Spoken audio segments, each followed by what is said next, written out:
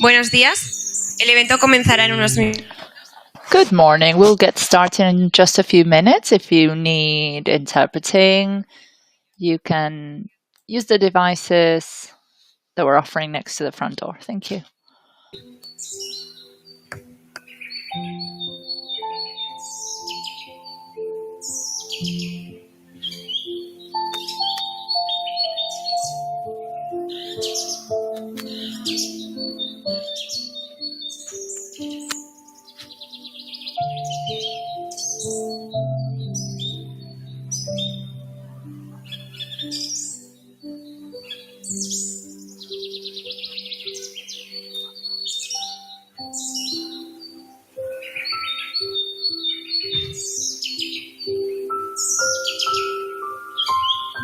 Good morning.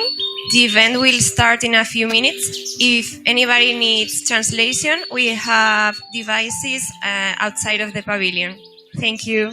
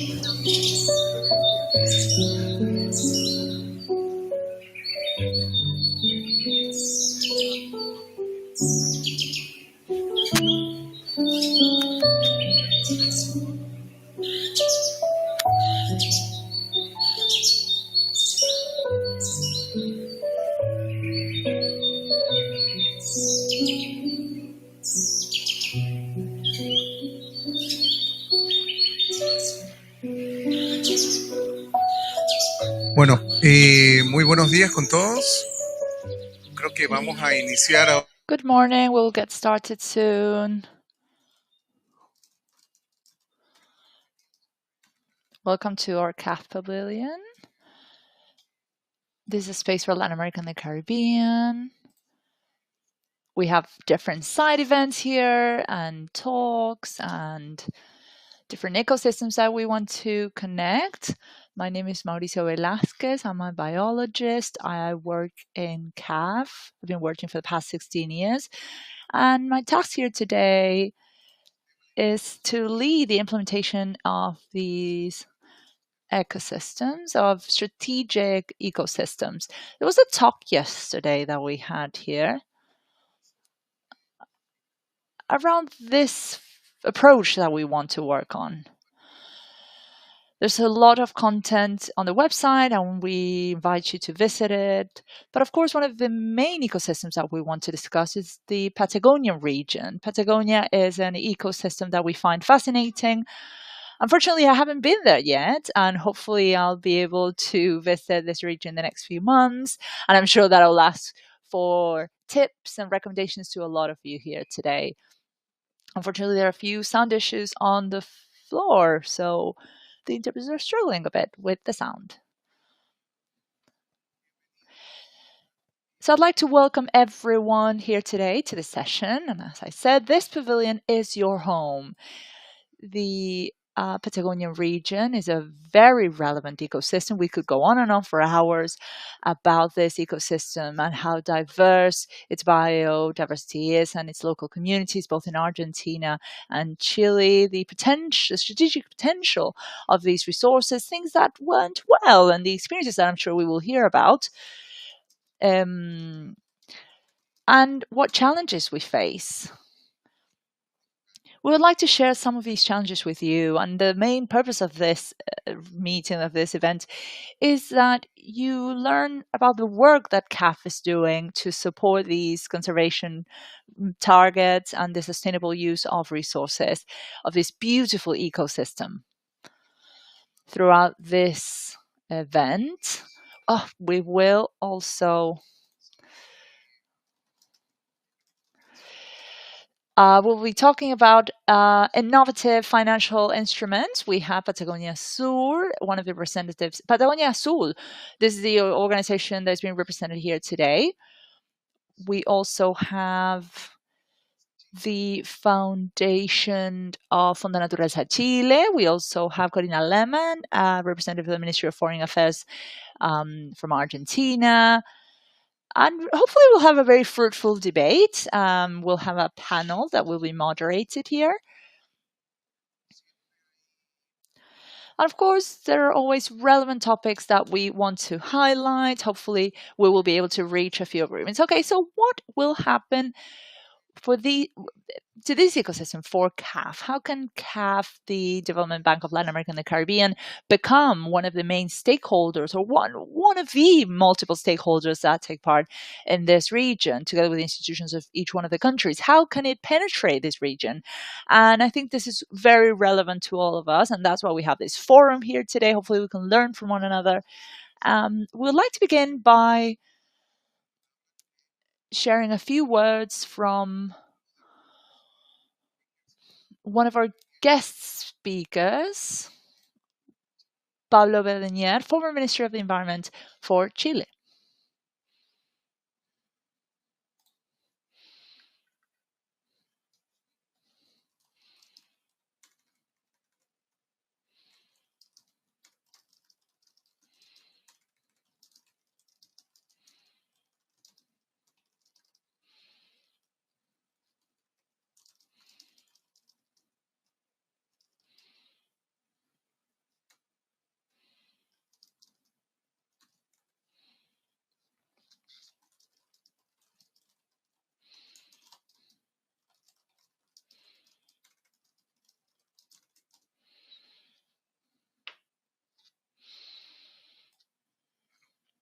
Hope you can hear me.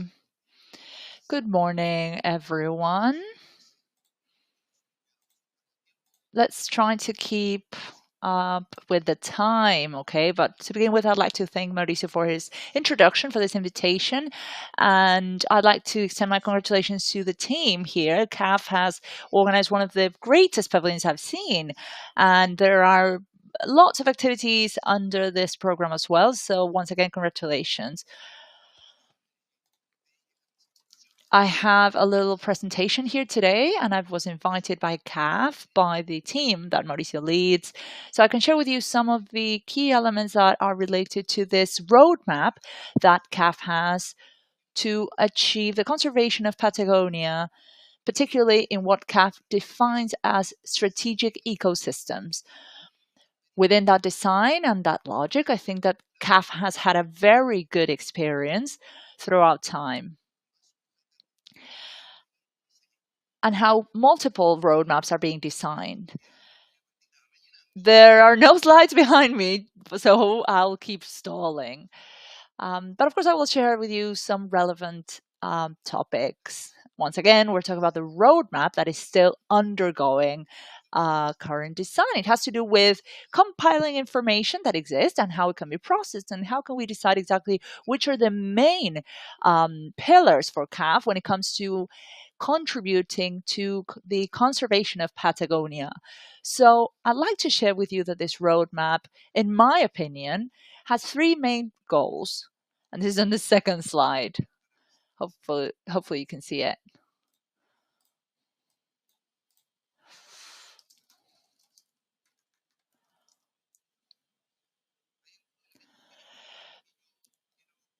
There are a few key elements that I'd like to share with you. Hopefully you understand that it's not CAF the one deciding how Patagonia is preserved, but the Development Bank of Latin America and the Caribbean contributes to this roadmap. So this design is related to how we contribute to it. We're still waiting for the slides. To the compliance with the global diversity framework and contribute to the implementation of the national strategies of biodiversity, and to also respect the decisions made by national and subnational governments on this topic. And of course, as the Development Bank has as one of its purposes is to contribute to the development of productive activities within the strategic ecosystem. Next slide, please. As I said earlier, there are three main features that we need to take into account. As I said during my introduction, contributing to the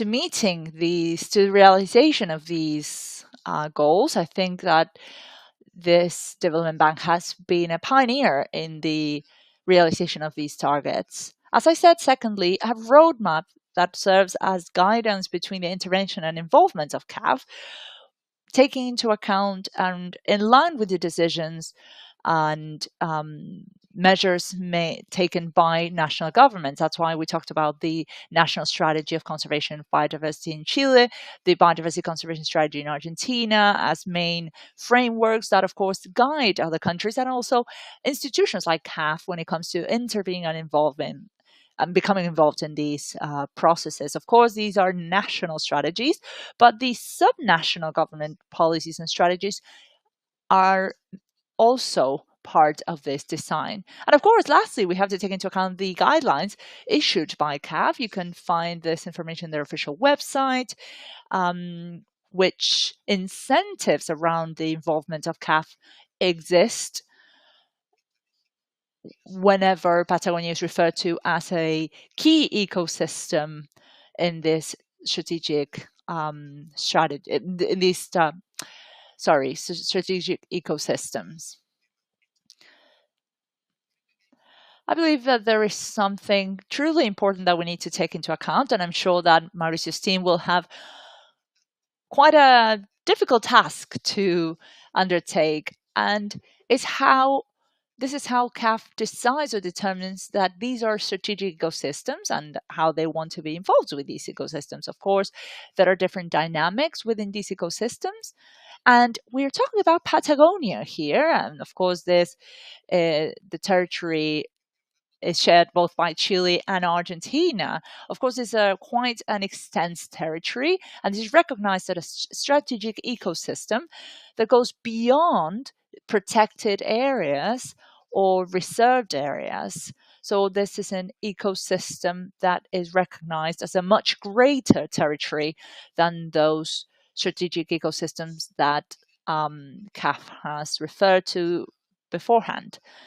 So amongst these strategic ecosystems that CAF has been working on, we have Patagonia. This is a wonderful ecosystem. Of course, it's got national parks, reservoirs, and it extends on over 1 million square meters, involving over 3 million people who live within this ecosystem. So that's why it amounts to a truly relevant region within these two countries. We have the Aysén Lakes amongst the Strait of Magallanes and different provinces in Argentina and different areas like Pampa, Chubut, Santa Cruz, Tierra del Fuego, amongst others. So of course, this is a truly large territory, and there are multiple cities that create this link between the Development Bank of Latin America and the Caribbean and other protected areas. When it comes to compiling information, we have been able to identify 6 particular attributes that are taken into account when designing this roadmap. First of all, the ability to store carbon. Of course, there are some reports that are referred to on this website. And this is also important when it comes to considering the potential of this region. There's a InNatureLab that is recognized by multiple national academic institutions in Argentina and Chile as well. Secondly, the existence of biological corridors with local impacts and transnational impacts, particularly when it comes to connecting two oceans. This is something to be taken into account. And how this area also includes multiple reservoirs and protected areas, as our colleague Mauricio has already stated. This has to do with the size of this ecosystem that serves as the grounds for the design of this roadmap. In addition, I'd like to highlight and acknowledge that there are 6 threats that we need to take into account. Of course, this massive gap in financing and planning around financial strategies. And of course, this is something that we will discuss further on during this panel. We are very happy to learn about this topic, and hopefully we'll learn about new ideas and how we can bridge this gap in terms of financing. Secondly, the risk of climate events as well as wildfires and how we can see this is on the rise, unfortunately. So we have to reconsider how tourism affects these factors. Potentially, this has to be self-regulated and how this ecosystem is put under pressure by tourism.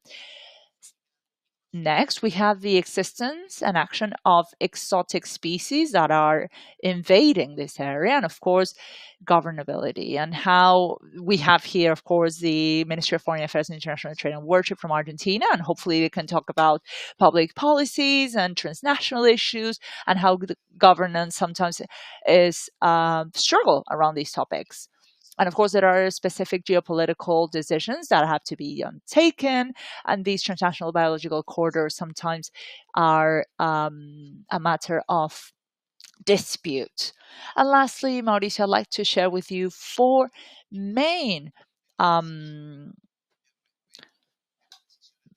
paths of work. Firstly, they respect that we need to show to national policies the specific features of this strategic ecosystem that is considerably large, as we said, that goes beyond protected areas, and how relevant information has to be gathered. So first of all, we need to acknowledge the importance of biodiversity in Patagonia for the rest of the world. In order to do that, we need to be able to gather the relevant information of the existing national parks, biological corridors, and binational areas. How these protected areas are flagship areas as well, but not all of them. And there are, of course, integration plans of marine areas that are protected areas in order to protect this region particularly. Hopefully, our colleagues in the panel will be able to shed some light on this topic. Secondly, recognizing the productive sectors that are relevant to this topic. There is, of course, aquaculture, agriculture, and other productive sectors that need to be carried out fruitfully in order to foster growth in this industry, in this sector, in order to improve the standards and the natural practices undertaken in this region. Thirdly, we need to create the necessary infrastructure in line with special standards. Within this ecosystem, one of the characteristics that we identified is the lack of proper infrastructure. That is to say, infrastructure that we refer to as health infrastructure. For example, how wastewaters and industrial waters are treated, treatment of industrial waste in general. There are some small cities and towns in the area that don't have the necessary infrastructure that allow them to control or reduce these potential environmental impacts.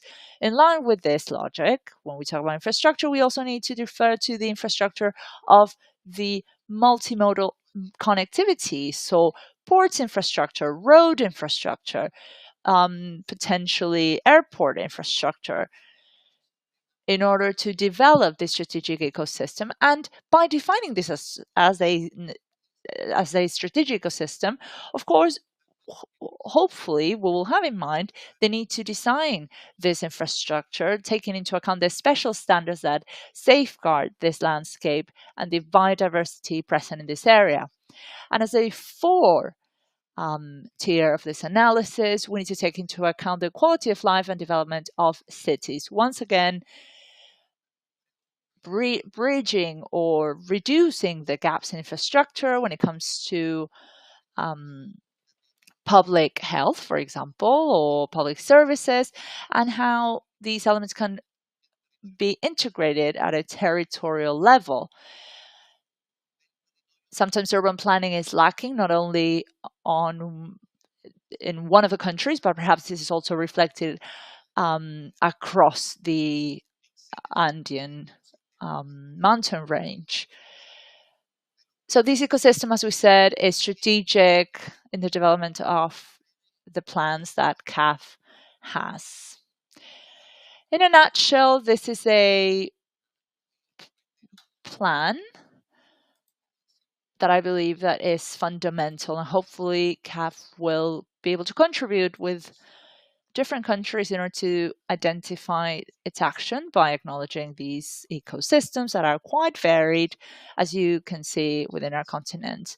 Once again, thank you very much for having me today and for organizing this panel. And of course, this is an undergoing process, so there's a work in progress. So hopefully I'll be able to, I'll welcome any feedback that you may have. Thank you. Excellent presentation, Pablo. Thank you for your words. And up next, we have another speaker. That is Eduardo.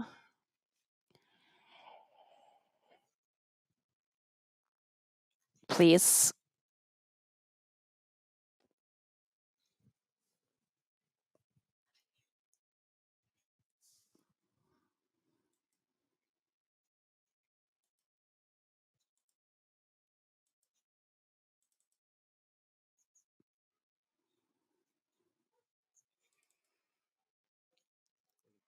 Eduardo Sorensen. Hello, can you hear me? Good morning. Thank you so much for inviting me. Thank you to CAF.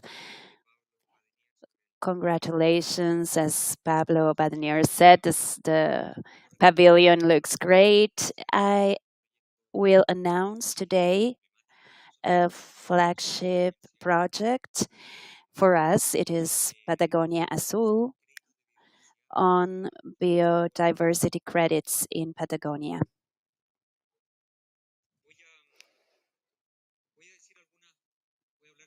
I'm going to speak about some characteristics of Patagonia, especially the underwater submarine Patagonia. My experience has to do with diving and photography. The project is called setting up the basis for establishing a biodiversity underwater credit system. The ecosystem composed of fjords and channels in the Chilean Patagonia is extended in 1,500 kilometers, and it's composed by 40,000 islands. The fragmentation of its territory has turned Patagonia into a unique system. This is the least known and studied region in the country, despite all this.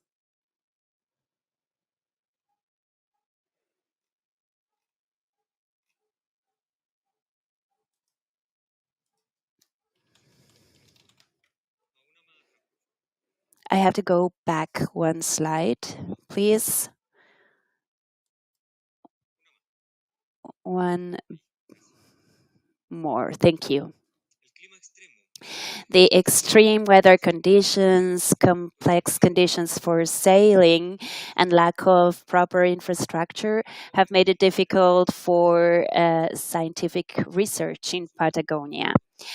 In the few expeditions that were conducted, we found more than 100 new species for science. We have documented communities and ecosystems that are new. For example, cold water reefs. Here you can see the red reef that's present in Patagonia, and you can also see another picture of rock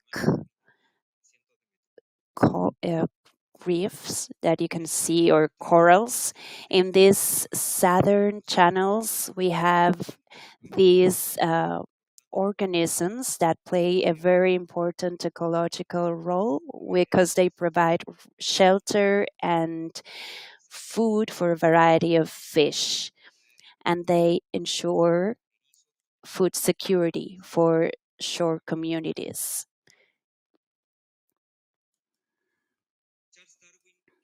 Charles Darwin was amazed by these forests when he visited the region in 1834, and he wrote, "I can only compare these water forests with the intertropical region forests. I don't think that a lot of species would die due to the kelp destruction. We can mention the production of oxygen, the absorption of carbon. They act as a buffer against waves. The researchers have estimated the value of these services, and they estimated $64,407,000 per hectare, depending on the kelp per species. Unfortunately, the Patagonia ecosystem has faced a series of threats. Illegal fishing, intensive water culture, and pollution are some of the threats that are found in the region. However, we have some solutions. One of the most effective tools to counteract these threats is the creation of protected marine areas. Chile has been a pioneer in the last years.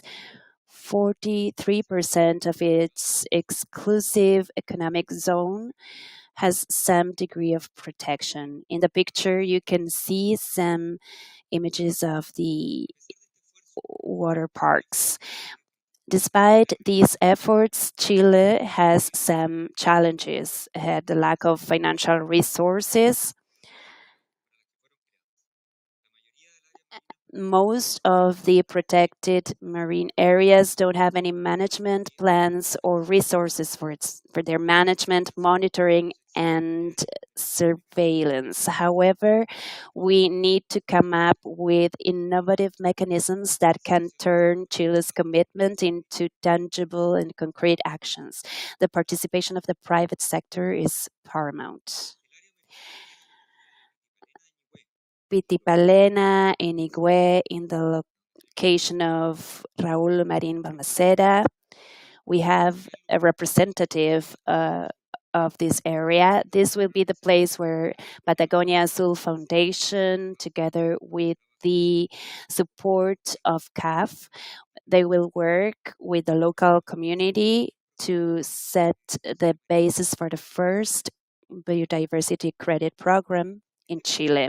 This project looks to bring value to marine biodiversity with the aim to provide financing to the communities that conduct conservation efforts by generating incentives that are necessary for proper management of the protected marine areas.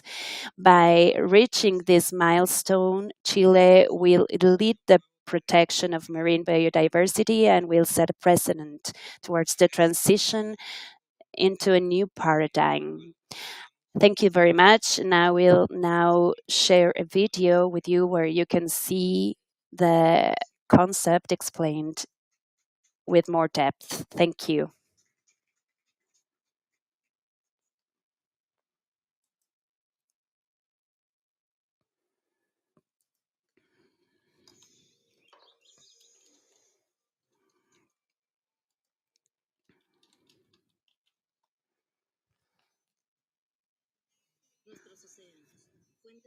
De una asombrosa diversidad biológica, están en peligro. Desde las aguas tropicales hasta los fríos mares polares, la biodiversidad marina enfrenta una crisis sin precedentes. La sobrepesca, la contaminación y el cambio climático están acelerando la pérdida de especies y hábitats esenciales para el equilibrio de la vida marina. Las áreas marinas protegidas son una herramienta fundamental y poderosa para detener la pérdida de la biodiversidad. Al limitar las actividades humanas, podemos tener ecosistemas que prosperen y se recuperen en el largo plazo. Sin embargo, uno de los problemas más grandes que las áreas marinas protegidas enfrentan es la falta de financiamiento. En la remota y prístina región de la Patagonia chilena, un rincón del mundo que alberga una biodiversidad única, hemos decidido, junto al apoyo de CAF, iniciar una innovadora solución, un programa de créditos de biodiversidad marina. Este proyecto pionero busca poner en valor la biodiversidad marina con el objetivo de entregar financiamiento a las distintas comunidades que realizan esfuerzos de conservación, generando los incentivos necesarios para una correcta gestión y administración de las áreas marinas protegidas en Chile y el mundo. Los créditos de biodiversidad son un mecanismo innovador que cuantifica y asigna valor a la protección y restauración de ecosistemas y especies. Este sistema involucra actores clave: las comunidades locales, que gestionan y monitorean los ecosistemas de manera sostenible; los desarrolladores de proyectos, que diseñan estrategias alineadas con las prácticas del mercado; y auditores independientes, quienes garantizan la transparencia y efectividad de las acciones. Estos créditos, adquiridos por empresas e inversores con visión de futuro, no solo permiten una contribución directa a la conservación, sino que también ayudan a los gobiernos a alcanzar sus objetivos de biodiversidad. El impacto es tangible. Se protegen servicios ecosistémicos críticos, se fortalecen las economías locales y se crea un modelo de conservación robusto y transparente. La Patagonia será el escenario del primer piloto de este programa innovador. En el área marina protegida Pitipalena-Ñilhue, trabajaremos con la comunidad local para asegurar que la conservación y el desarrollo sostenible vayan de la mano. Este proyecto es liderado por Fundación Patagonia Azul y Natural Capital Reserve y cuenta con el apoyo de CAF, quien ha confiado en esta iniciativa. Si este proyecto resulta exitoso, las oportunidades se pueden extender no solamente a Chile, sino que también a otras áreas marinas protegidas de todo el mundo. La protección de nuestros océanos es una tarea de todos. Al invertir en la biodiversidad marina, no solo conservamos especies y ecosistemas, también aseguramos un futuro sostenible para el planeta y las próximas generaciones. Únete a esta misión. La biodiversidad de nuestros océanos es un legado que debemos proteger hoy y para el futuro.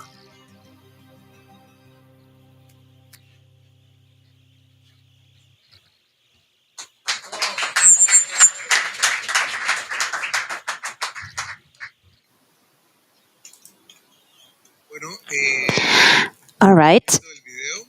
A very nice video. Thank you to our partners. And we will move on to a brief panel section where we will hear from Cristian Laborda, Director of Patagonia Azul Foundation, Executive Directors, Corina Lemon, Director of Environmental Affairs, Ministry of Foreign Affairs, International Trade and Culture in Argentina. We apologize, but there's some background noise.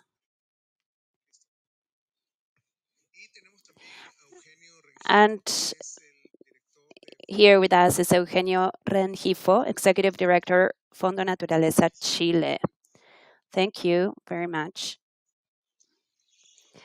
The speaker is not using the microphone. We apologize.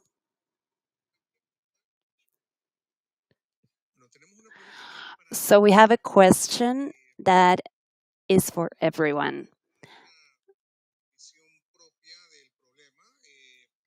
We all have our own vision on the issue, and there are different opinions in the same sector.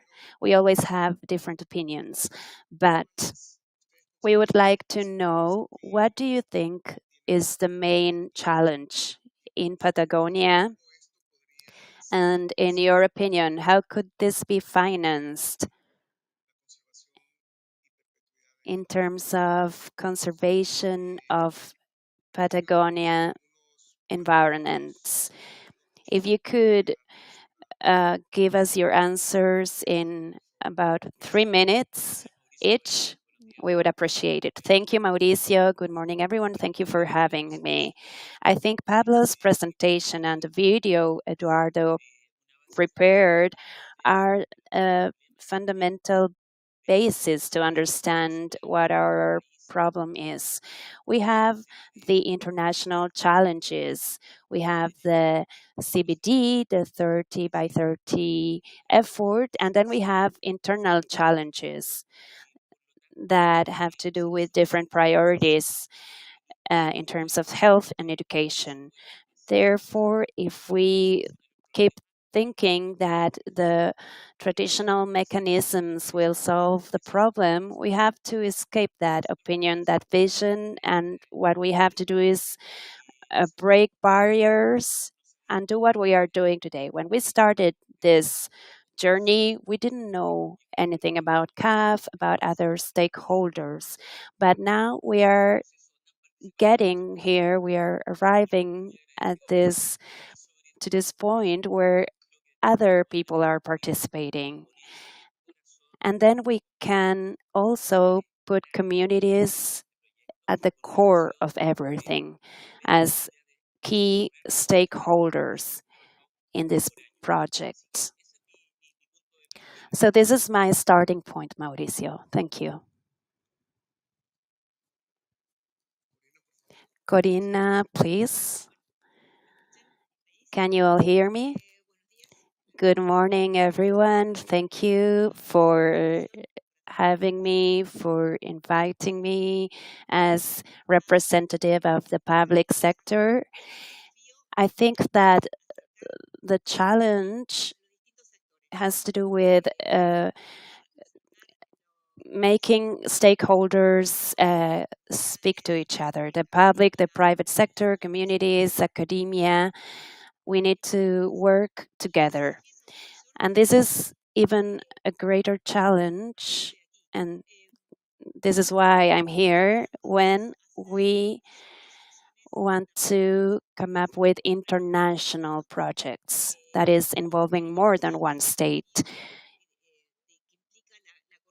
So the challenge has to do with coordinating and communicating closely among the decision makers, so we can bring forward an agenda that can make everyone cooperate with a common goal.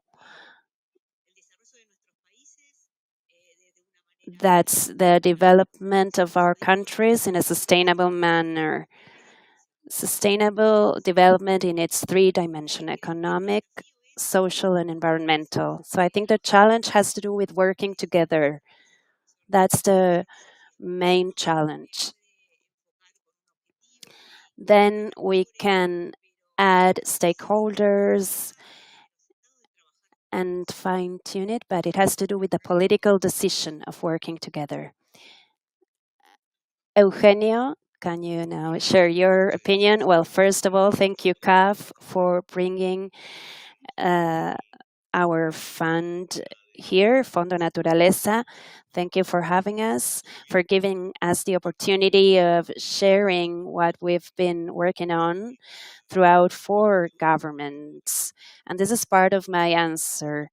The times of nature are not the times of politics or economic cycles. So we need to think of a design that delivers sustainability in the long term. So this is why I celebrate this initiative. And I share your views because from our program in Chile, one of the main strategies has to do with financial sustainability. And how have we started? I see there are representatives of different communities.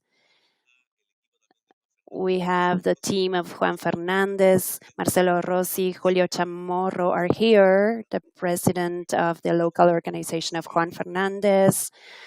So I'm pleased to see all of you. And I'm pleased to see what the communities have to say. In Juan Fernandez, we've worked for a year defining the priorities and using the resources because we have innovative mechanisms, but the territories and science and the countries are those who are going to define what is needed to put those mechanisms in place. As Pablo, the former minister, said, has protected areas in their exclusive economic zones. We are in COP. It's not only 30 by 30 in terms of coverage, but also in terms of diversity of protected ecosystems and financing for an effective conservation. Great. Thank you, Eugenio.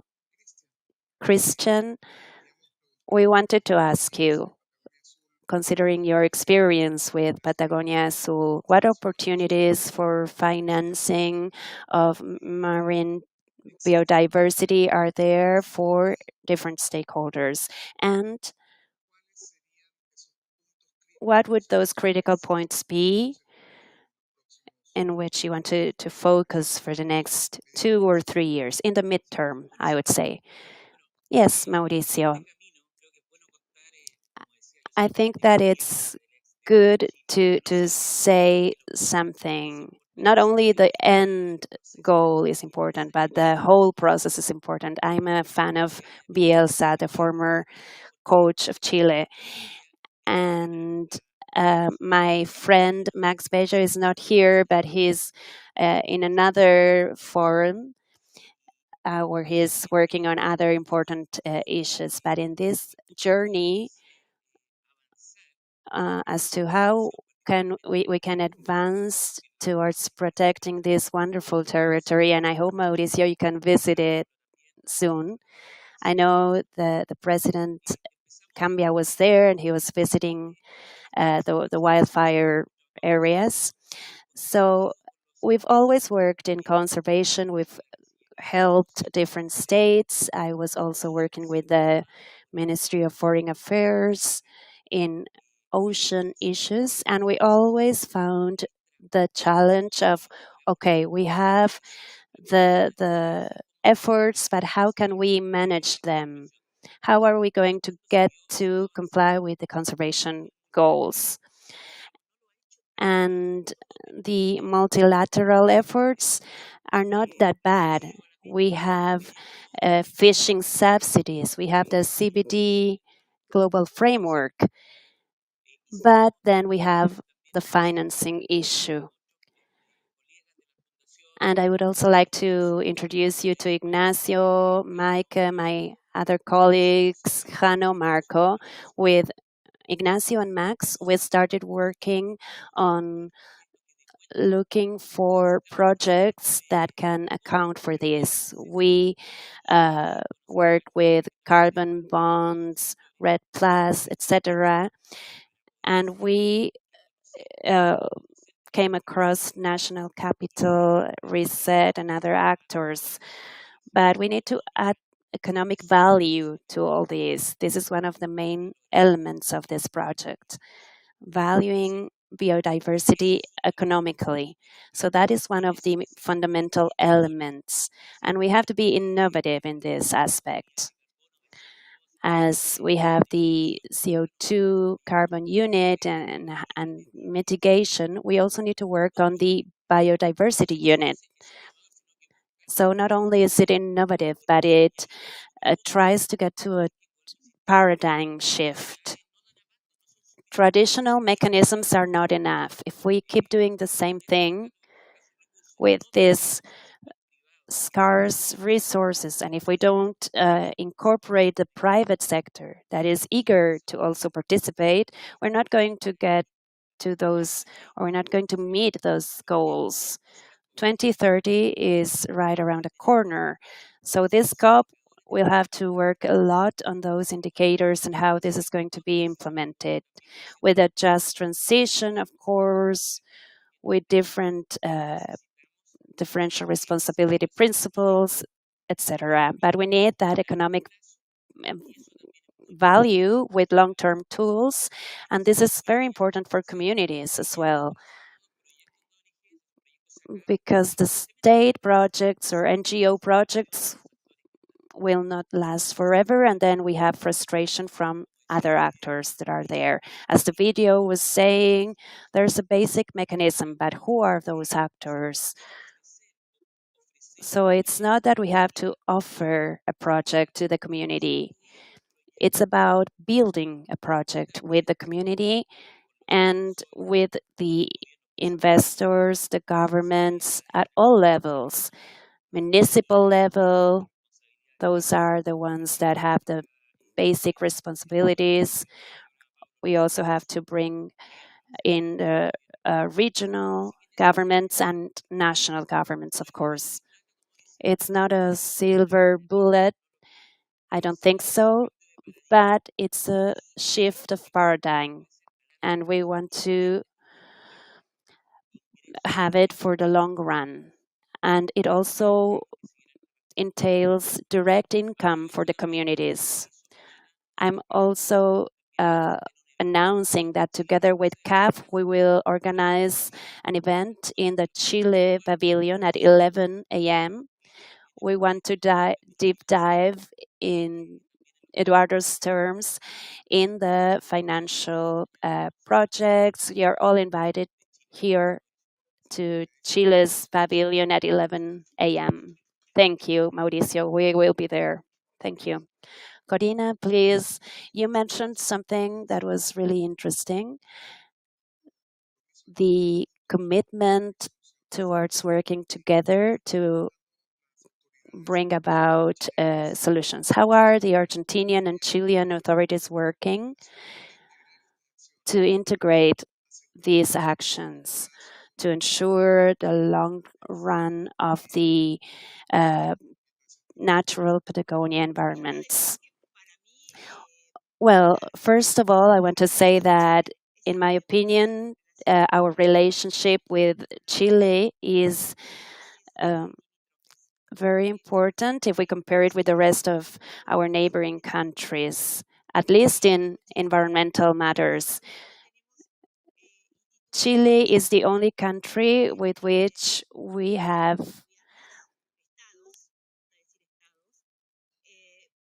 an official relationship at a state level.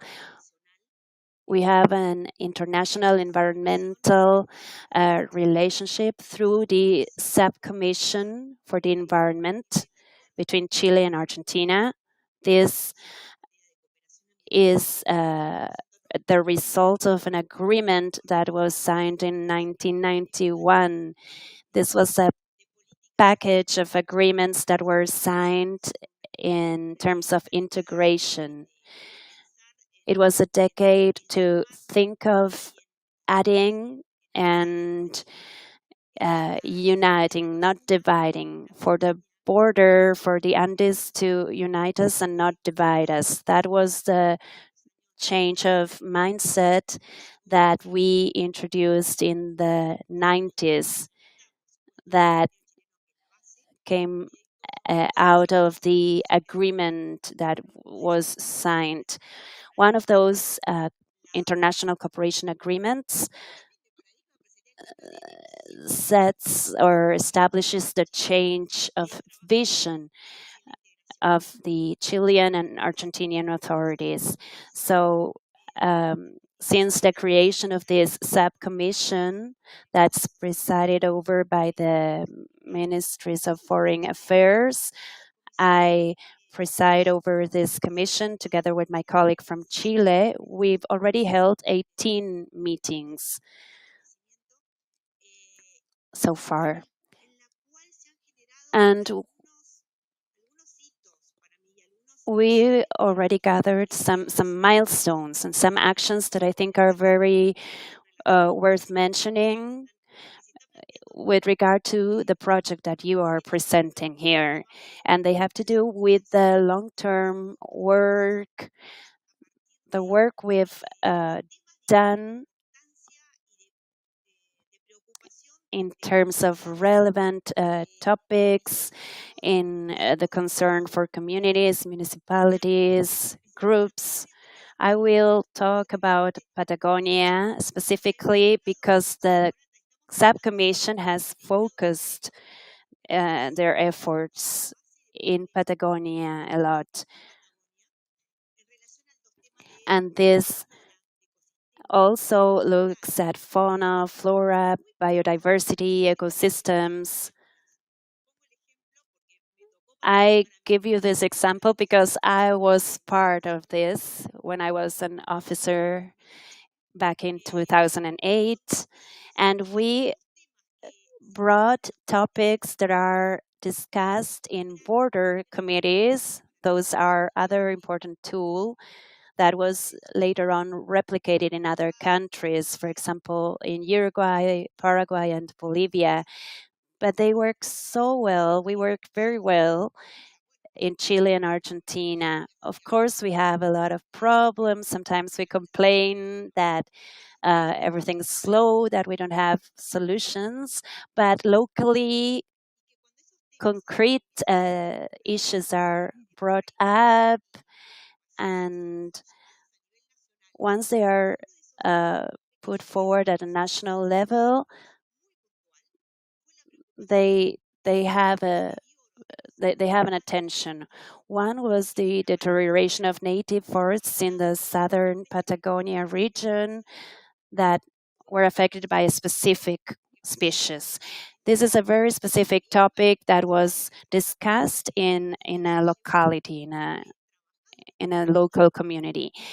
This was discussed by our subcommission, and we worked to present a JEF project. And at that time, it was very, very strange to present a binational JEF project. Now this is more common, but in 2008 or 9, it was something unheard of. How we were thinking of how we would do it. So this is the challenge. It was such a big challenge that so as not to wait, because as you were saying, nature it doesn't wait, and this problem with this type of beaver was very important, and we didn't want this to be worse.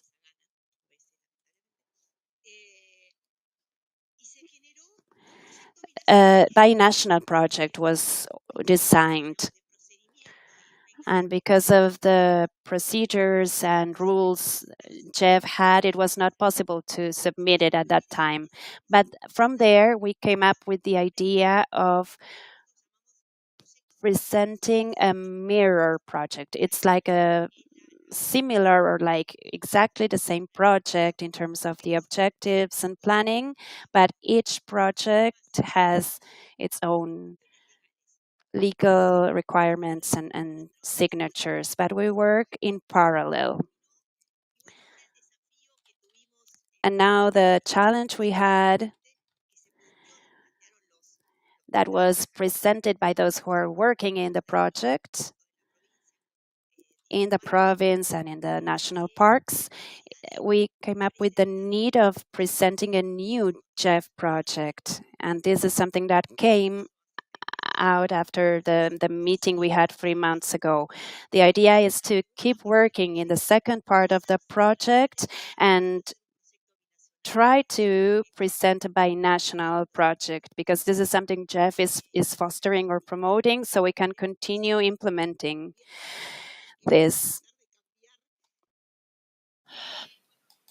As you said, we have to change this vision. Once a project ends, then what's next? Well, the good thing about this is that projects build capacities and create networks in order to keep working. And that is the main goal of projects, that once they're over, people are not left hanging on thinking, what's next? Well, now we've created the necessary tool to keep building on that.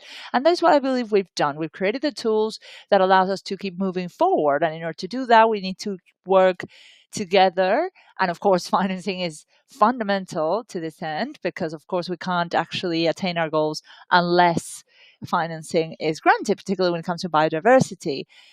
For other reasons, for other goals, of course, targets can be met without financing, but in this case, that is not what happens. Well, of course, there's a lot that I could mention about this. I could keep going on.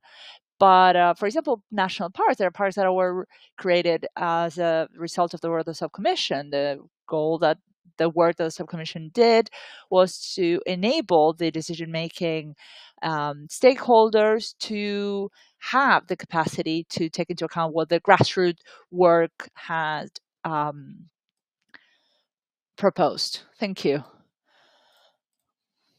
We have a question for Pablo.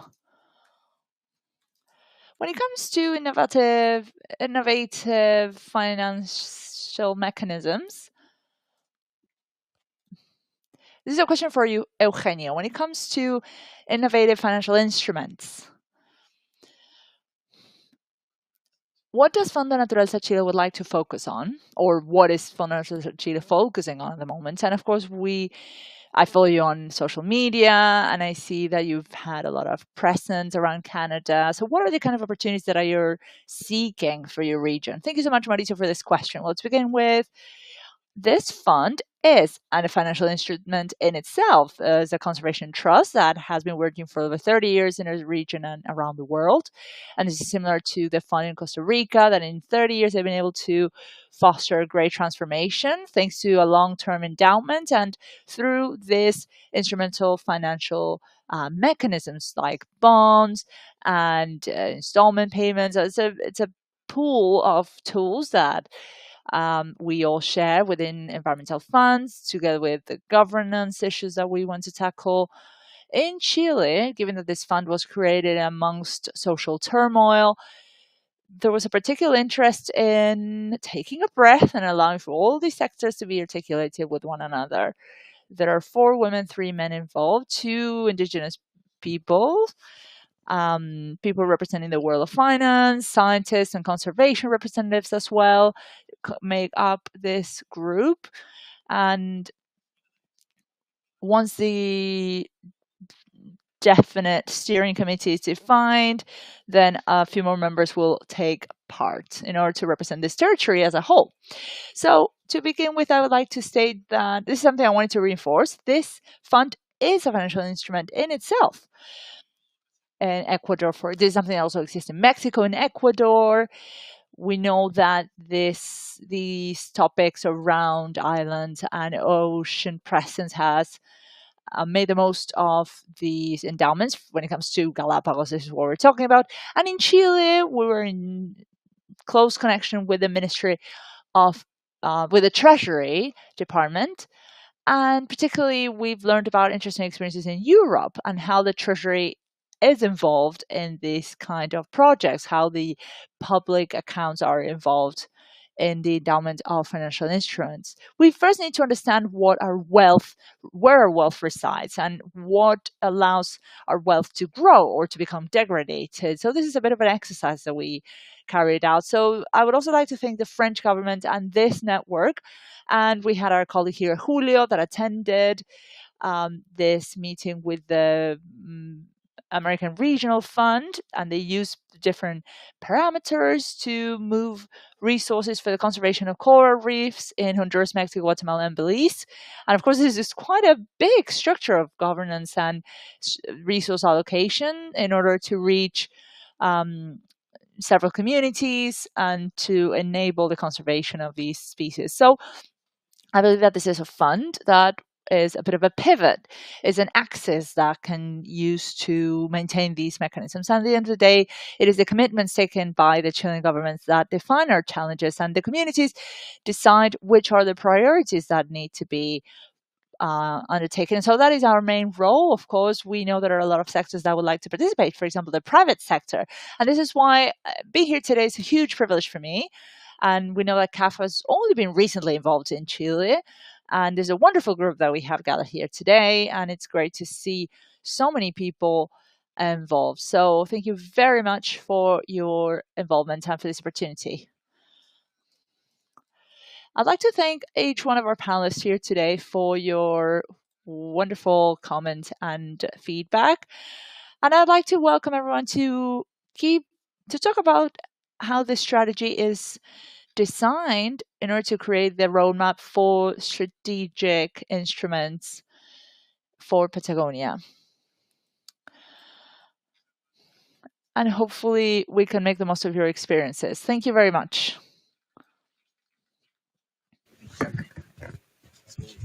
Sí, Next, we will sign a few agreements, conventions. Hopefully we will get organized. So hopefully if you give us a few minutes, we'll get settled.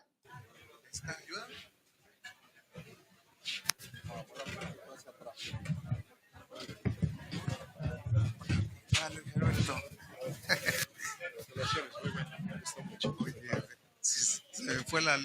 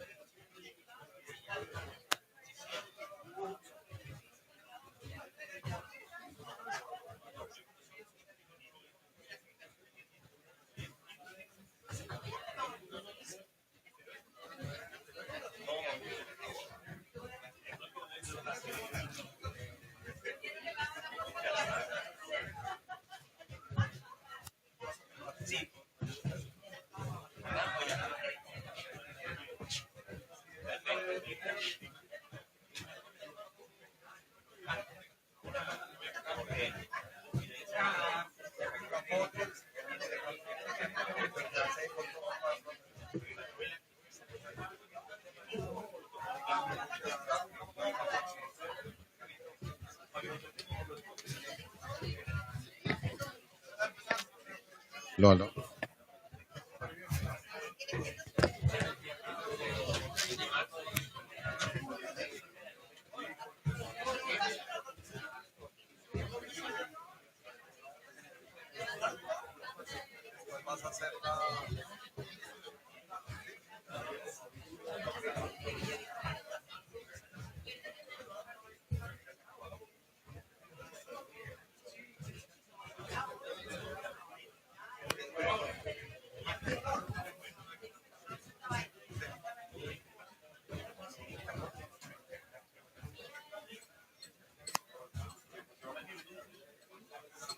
Buenos días. Ahora vamos a proceder con la firma. We will now move on to the next stage of this event, which is signing this protocol. Thank you. We'd like to welcome everyone to take a seat.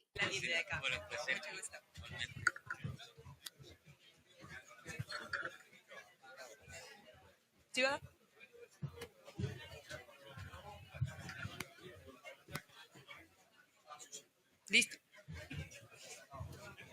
Buenos días. Good morning.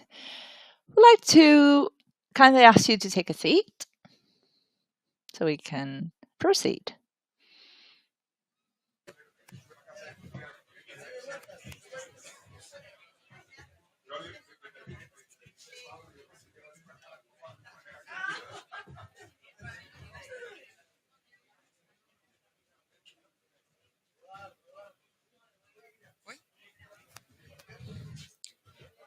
Buenos días. Mi nombre es Sofía. My name is Sofia Lalinde.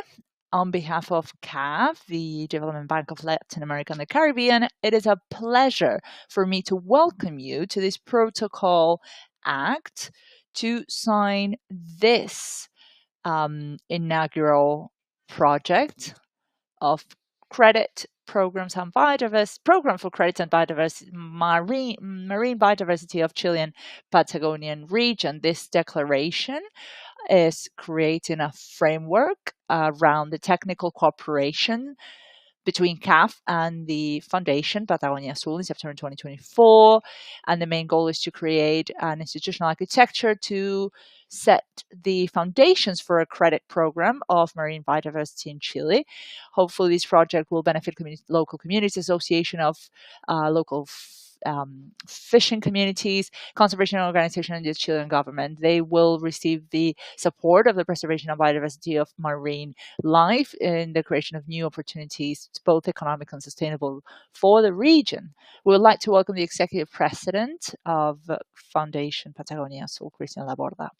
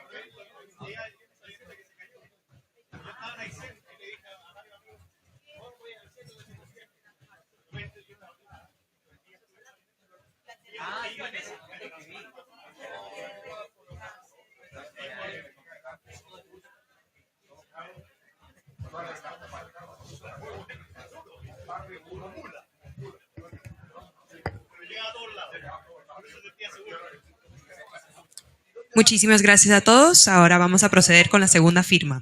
We'd like to thank you for taking part in this act, and we will now move on to the next part of the signature.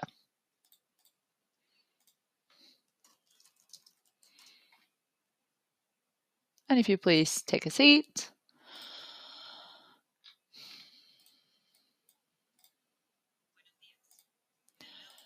Once again, my name is Sofia Lalinde, and on behalf of CAF, the Development Bank of Latin America and the Caribbean, I'd like to welcome you today to this Protocol Act in order to sign the CAF Nature Fund Chile Letter of Understanding. This Letter of Understanding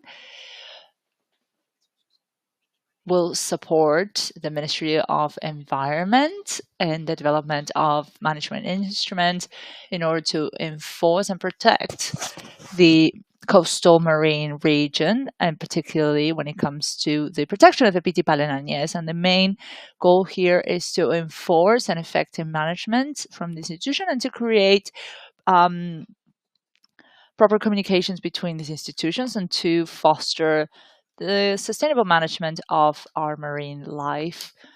We would like to thank Eugenio Regín, for the Executive Director of Fondo Naturaleza Chile, to sign this letter.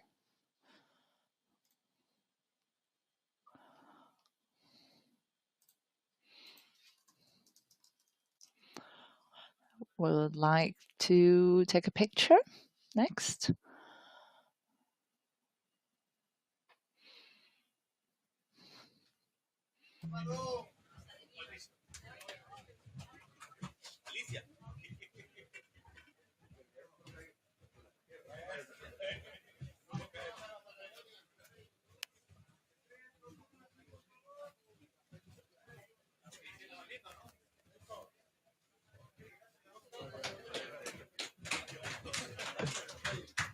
Con eso hemos concluido las ceremonias. Muchas gracias. This concludes this event. Thank you very much.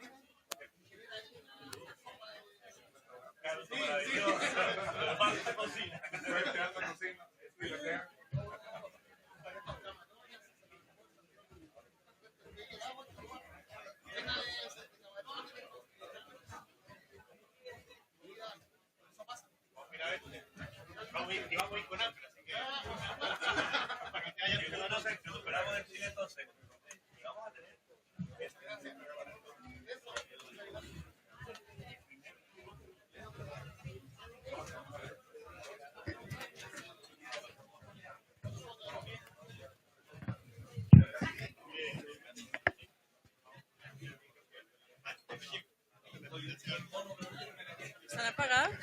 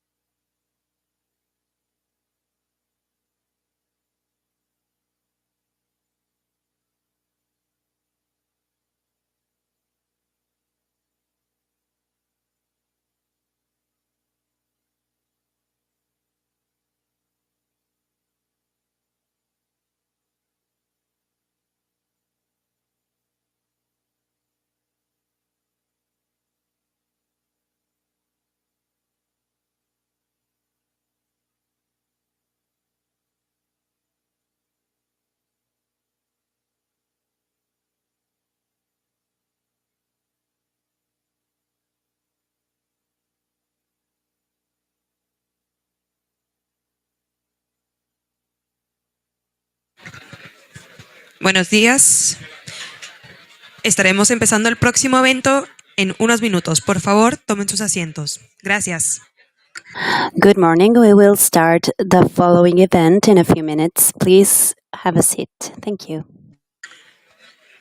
Si necesitan traducción, If you need interpretation, the team is outside the pavilion.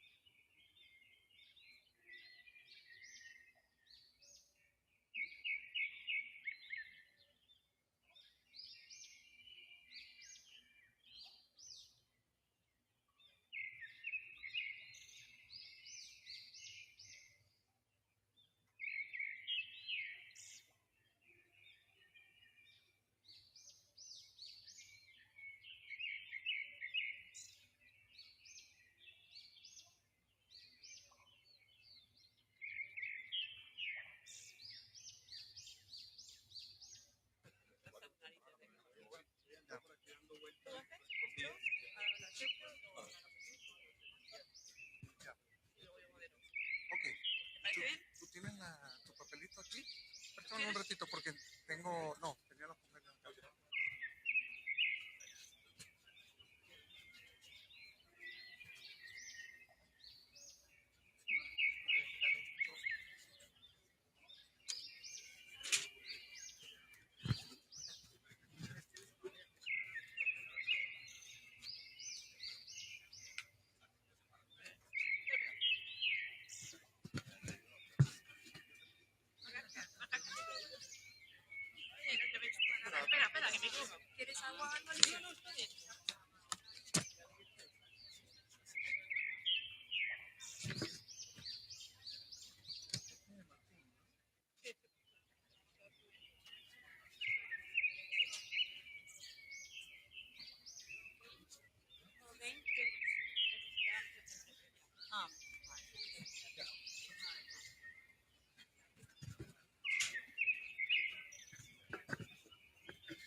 Bueno,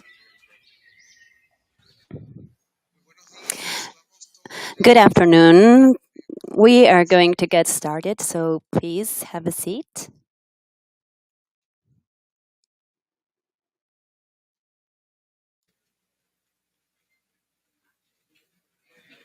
bueno, primero que nada, bienvenidos a todos a First of all, welcome to our pavilion for Latin America and the Caribbean.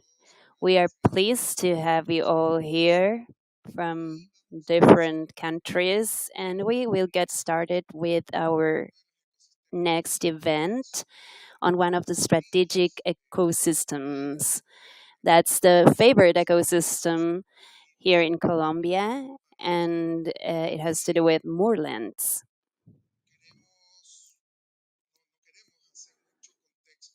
We don't want to explain in detail what moorlands are about. We will leave that for the president to do. He loves that topic.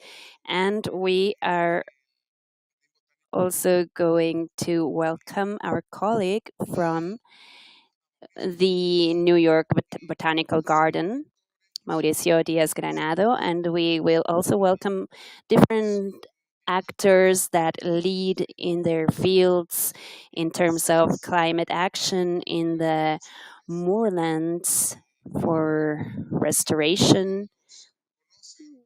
You know them already, but they are all also going to tell us about their work. We wanted to get started by hearing some words from our president, Sergio Diaz Granado, and we will also hear from Mauricio Diaz Granados. He's the Chief Science Officer of the New York Botanical Garden. If you can please take the floor and join us. You have the floor, of course.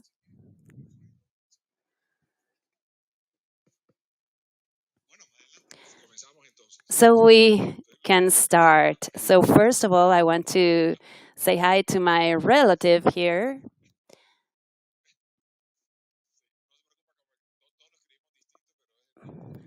We type it differently, but we come from the same family branch.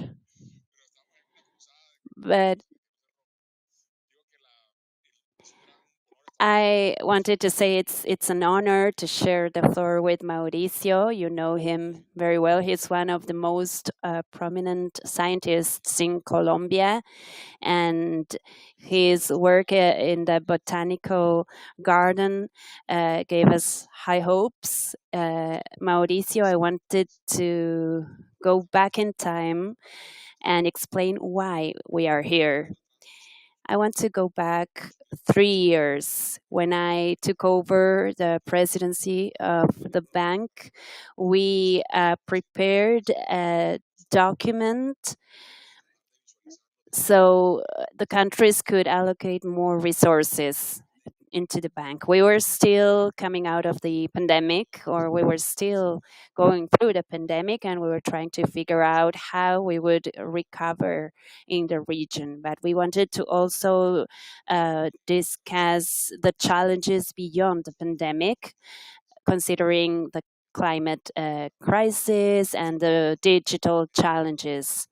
But for our bank, our concern is poverty and inequality. And when you try to discuss all this, we know that we have to tackle these challenges, but keep the focus on the people, on the communities, so that the efforts that we're going to put are going to bridge poverty gaps.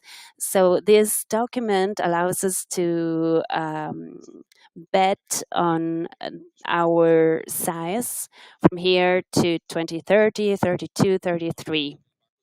So the bank has to start setting the foundations for this growth. So how can we translate the green bank idea into our operations? That was our philosophical question. Alicia had to answer this question with her team. So what does it mean to be a green bank? What is the priority? So for us, adaptation or adapting is essential. In Latin America, the losses that we had last year and this year add up to all the capital that countries have paid in 56 years. So 2 years account for the 2 years of climate change disasters account to 56. So we were trying to organize the bank's actions, and that's why we came up with this idea of strategic ecosystems that the banks can design their operative programming in strategic ecosystems. So what does this mean? The recovery of strategic ecosystems. How can we use all the data that's available in the region and use the bank's capacity to coordinate the different countries? My presidency or my board is comprised by ministries of finance and economy in the region. So at least 99% of the GDP of Latin America is represented by their ministries. So everything will fall into this place. CAF today is the only organization that has this characteristic within Latin America. We have 25 countries that are partners in the bank, and our interest is to start to fine-tune the policies and the programs of the bank so everything goes directed to the same aim. So how can we build the network of support? The idea was that we started doing this. That's why we met in Bogota with the different stakeholders coming from Latin America, the Caribbean, the United States, Great Britain, and Spain, so we can have that scientific report, and then and we can also have a network of local governments, mayors, governors, and NGOs as well, because they are the ones that raise the awareness that's greater and greater over time. If we take an optimistic view, we know that we have a great opportunity in the upcoming years. So I'm very pleased to introduce this, or to start this cooperation with you. I also want to recognize Carlos Correa, who's a good friend. I think he had to deal with this issue as Minister of the Environment. So I think we are launching an idea and starting a process. And we want to value what this moorland ecosystem means for over 60 million people from Venezuela to Peru. So we want to thank you and welcome you to this panel discussion symposium with Mauricio. And this was just a brief introduction, and I want to hear from you and what recommendations you have to give us. Thank you so much, Sergio, for this invitation. Thank you all for being here. It's my pleasure to see you. I can see some friends and colleagues that I've known for so long. And this is a topic that we are passionate about. I think the moorlands ecosystems are part of our culture, our essence in this corner of the world, in the northwest of South America. And these ecosystems are part of our lives. The first time I went to a moorland, I was 15. So I've known moorlands for 35 years now.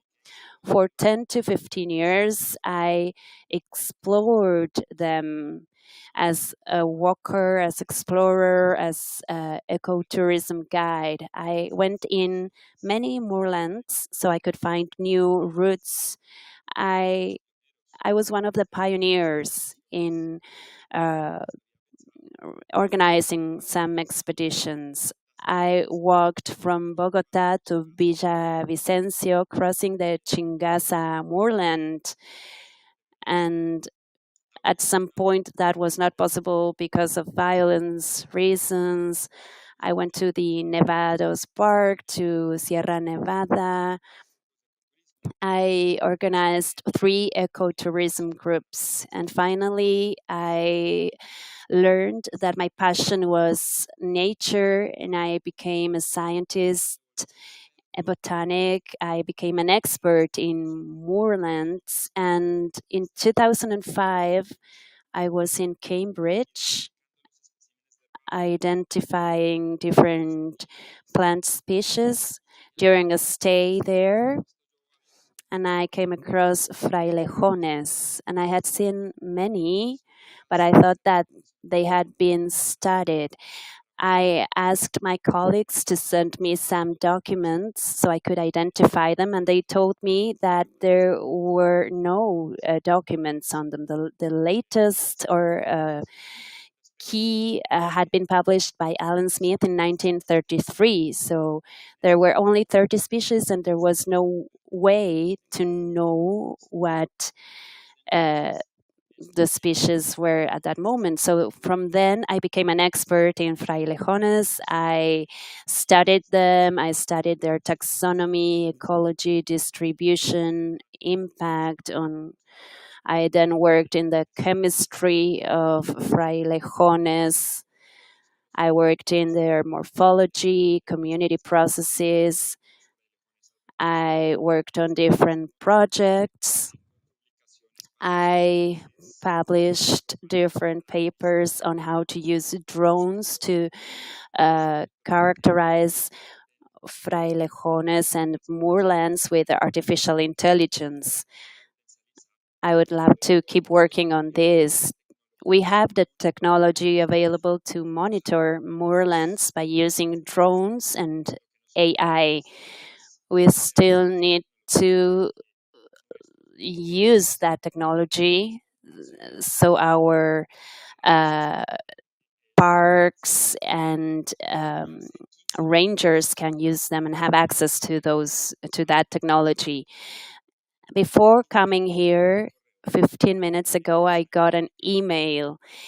One of the articles by one of my PhD student was published on the identification of areas that are important for the conservation of frailejones, not only in Colombia, but also in Venezuela, Ecuador, and Colombia. We are proposing 11 high priority areas for conservation because those areas have species that are highly threatened, and there's evidence of threats. We conducted a very thorough methodology. It's the areas of importance for the protection of plants methodology, AIPS for its Spanish acronym, and hopefully we can inspire national authorities so they can establish conservation areas in these sectors. Are we good with the time, or are we running out of time already?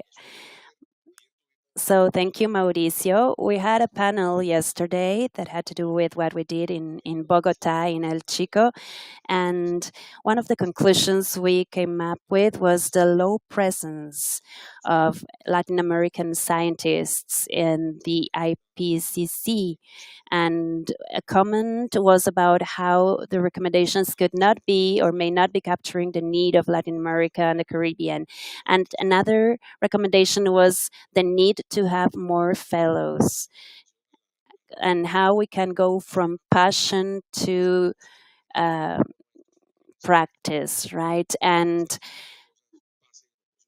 how all this can happen in the upcoming 8 years, or how can we apply technologies to protect moorlands? Well, one main recommendation is that passion or wishful thinking is not enough.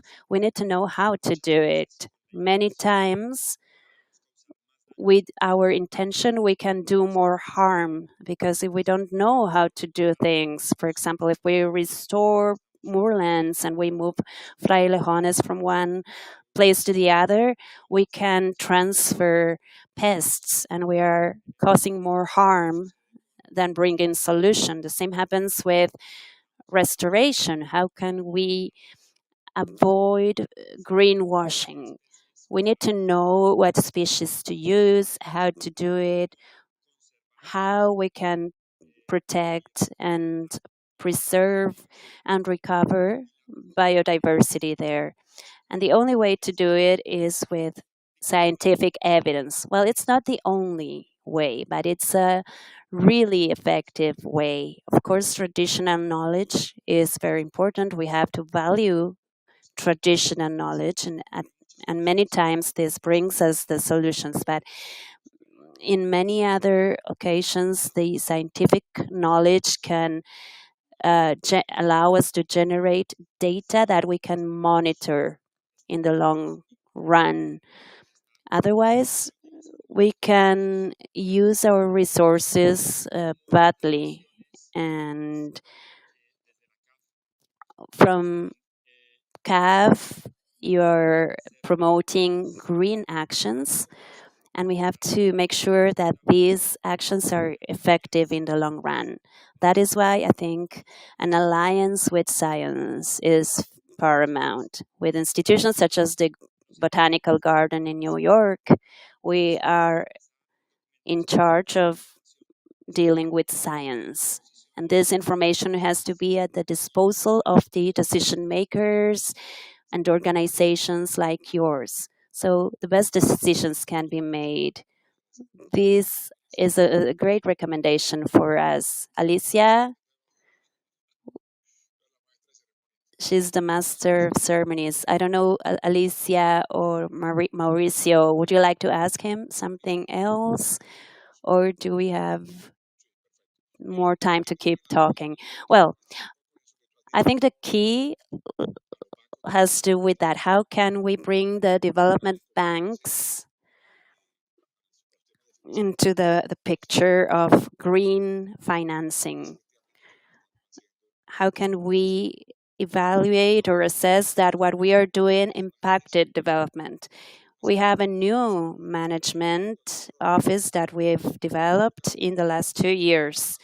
But of course, we have to be clear on the beginning and the end of the project, and the assessment mechanisms need to be in place to make sure that everything worked in the way we had planned for.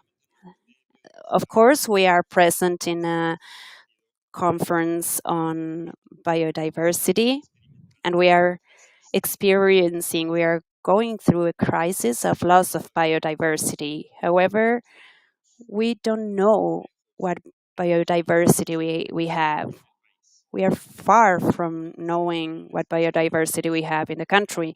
We have more than 17,000 mushroom species, and we may have about 300,000. We know about 27,000 plant species, and maybe we actually have 32,000. We need a lot more experts that can allow us to identify that biodiversity. And this is not only at a species level, but also genetic diversity, diversity in all infra-specific categories, and diversity of ecosystems, of environments, and of course, biodiversity in general. How can we face and mitigate and recover the biodiversity that we lost? This is a huge challenge that requires comprehensive solutions. We can't just work from a perspective of recovering vegetation. We need to think of how we can stop the erosion of traditional knowledge. And communities are the ones that will always safeguard environments. These are cross-sectional practices that require the support from academia, science, and also the development sector banks like yours, institutions, governments, and the whole society. I believe that we still have time, but we need to work fast and faster. And I like to see how CAF is working faster to support these green projects. Thank you. I would like to touch on one last topic, and it has to do with cities and recovery. You work in the botanical garden, and I visited you recently, and it's great to see what vision you have regarding the city. So I wanted to ask you the following. Former Minister Carlos Correa and former Mayor of Monteria, he also went through the whole recovery process for the river. So we all want to work on the recovery of green spaces, public spaces, but we also see the pain points. For example, the absence of nurseries, of botanical gardens, technical capacity, and this all has to do with political decisions. I don't know what your recommendation could be for Latin America today, for a bank like ours, who we are working with those mayors, those cities. What can we do? Because our pressure is quite heavy. Almost 82% of the population in Latin America live in cities, and the prediction is that by 2030, 86% of the people will live in cities, in urban areas. So, what would your recommendation be for mayors or governors? As development bank, we need internal coordination to accompany those efforts. This is an excellent question, and this is something we love discussing in our botanical garden. We have an urban conservation initiative. We have worked a lot. We have a lot of support working in this greening project of the city. First of all, I want to recognize that cities generate a great deal of opportunities. Cities, as we have shown with data, are spaces that can be very friendly with the environment. If you compare the carbon footprint of Manhattan inhabitants vis-a-vis other cities, it turns out it's a lot more friendly for the environment to live in a dense urban center than in the suburbs, where each house has a grass garden and the impact on the ecosystem is a lot higher and a lot less waste is produced in Manhattan than in the typical suburbs. And one would think, okay, I want to be eco friendly, I should live in the forest. Well, no, you have to move to a dense city. You are going to be more friendly with the environment if you do that. But living in a dense environment can generate a lack of connection with nature. So, how can we bring nature back to the cities? This entails several challenges because cities cannot be disconnected from that environment. So, there need to be ecological corridors, biodiversity nodes. There have to be some connection with the native environments. So for this, you need to know what the historical environments were, so you can know how to recover and maintain that biodiverse resource in a harmonious manner, and to also be able to predict what can happen in the future. For example, for New York, we've identified blue zones. Those are areas that used to be coastal wetlands. And because of the climate change, there were different consequences. So what do we have to do? We have to show the evidence, and we have to say, okay, we shouldn't have urbanized this area. People will suffer more floods here. So we have to gradually change the area, and those areas need to become buffers to mitigate the impact of floods. So how can we do this? Going to your question, what are the recommendations? We see how, on one hand, botanical gardens are windows or bridges that connect citizens or people who are in those urban places with their natural ecosystems.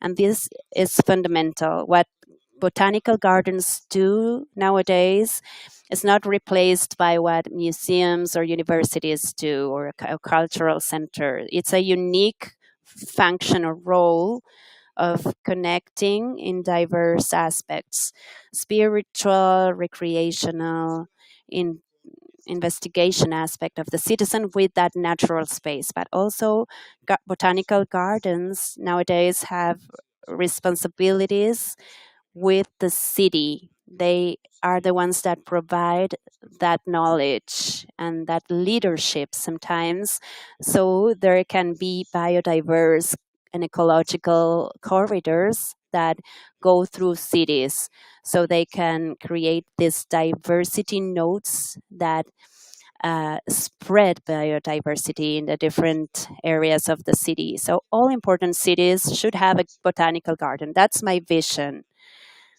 And botanical gardens are fundamental for the ex situ conservation of threatened species.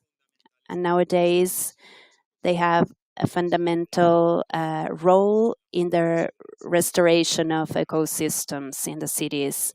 We see it in the Bogota Botanical Garden, and in our case, we are also working on the restoration in the city of New York.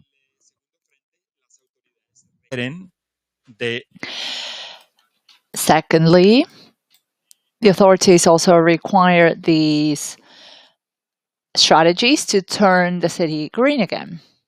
Thank you so much, Mauricio, for your contributions and for sharing these recommendations. I'm sure the team will make the most of, and hopefully it will also be key to discuss the strategic ecosystems points that we will raise next. Thank you.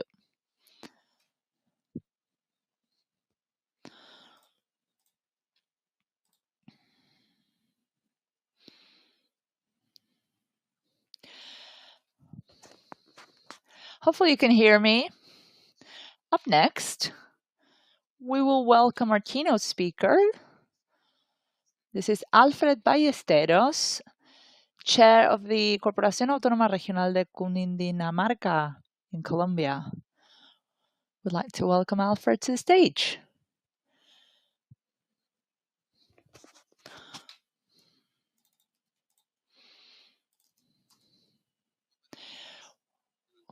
Welcome and good morning, everyone. I am the General Director of the Autonomous Corporation of the region of Cundinamarca, CAR, which is the biggest autonomous corporation in the country with 104 municipalities, 98 belong to Cundinamarca, 6 from Boyacá. And this is a territory with an area of influence where over 10 million people live, and 1/4 of the national GDP is generated there. We are the national authority in charge of the natural resources, and I'd like to say that being here today and addressing this audience of highly skilled professionals in order to discuss these topics of strategic ecosystem is an amazing opportunity for us. And I would not like to delve into difficult figures or data that I'm sure that you're all very familiar with. So instead, I'd like to share with you our deepest concern within this territory. Those who opened this event talked about the climate crisis that we have and how difficult it is to articulate the management of knowledge and how to tackle environmental issues. We believe that this conference, this COP, it makes sense if our end goal is to show the country and the continent an interinstitutional alliance. It's important to articulate the scientific communities, non-governmental organizations, governments, corporations, and private funds that have the ability to provide financing to these initiatives, as well as the civil society, and how we can all work together within one project in a serious manner in order to create long-term vision in order to recover this moorlands. We need to understand there are only 6 countries in Latin America that have moorlands. Colombia has 50% of these, and 70% of water resources rely on moorlands. And unfortunately, the situation of moorlands nowadays is that they are highly degraded. We've lost over 70% of this area due to deforestation, of the expansion of agricultural activities and livestock production, lack of proper implementation of actions that are protective of biodiversity living there. Of course, there have been lots of advancements and progresses. We've been able to declare protected areas within these protected categories. We've been able to define a few moorlands. We've also been able to carry out different management plans. But what happens when you go? I am from the Caribbean, but I've lived in Bogota almost all my life. That's why I have my particular accent. But what's Bogota's competitivity or competitive factor? Well, after thinking it a lot, I think it's water. We conducted an analysis among 3 Latin American cities, Rio de Janeiro, Mexico City, and Bogota. Mexico City wasted water. After water is treated, they have to elevate it to 28 cubic meters. So that's Mexico City. Rio has serious problems with supply because of their shared basins with Sao Paulo, and Bogota until recently had ecosystemic services produced by the Páramo. We hadn't valued that water service, so we need to stop trivializing the ecosystemic services. So the Páramo needs to be recognized. And now, based on science and knowing of the hydroecology in the zone, in the area, we know where we can make better investments so we can maintain those ecosystemic services. Without a doubt, water ecosystemic services depend on vegetal biodiversity, our frailejones reserves, and everything else that is accompanied by the high mountain ecosystems. So currently we have a program, and yesterday we received the positive acceptance of this concept, so we can move on to the Green Fund for the Climate. This is a very strong project worth $90 million, so we can scale it up. After a pilot we conducted with a GEF project in a Chingasa, Sumapaz, and Guerrero corridor that surrounds Bogota, and it's part of 22 municipalities Cundinamarca, Bogota, and Boyacá. They are basically part of the ecosystemic service that they receive. And we are trying to involve the cost of the value of the green infrastructure. So supply has two pillars. Gray infrastructure, we all know, dams, pipes, but green infrastructure is what ensures supply. In a bad hydrological year, and because of the specific conditions that were present, there was we had some problems with the supply in Chingasa, which is the main supply. This supplies 70% of Bogota. And the cubic meter in the BSR plant is worth 10 times less than the one that is treated in the northern system. 10 times less because of the treatment and pumping costs. The Bogota River water has high pollutants, so there's a high cost with chemicals, etc. So we can reduce costs. We've already conducted a study with WRI, and if we invest $5 million in green infrastructure, we can recover 30 in 10 years of the water treatment costs. So we have the solution, we have the financing mechanisms, but we only need to stop trivializing the cost of ecosystemic services. We need to recognize the real value of the Páramo. So the project is to work with the communities in 22 municipalities so we can maintain adaptive production schemes for climate change, and so we can maintain a proper water regime. Thank you. So we need to recognize its value. Now I'm going to ask Andrea. Javier set the basis of what we need to do. How do you see the public-private sector collaboration? Thank you to Sergio, to everyone.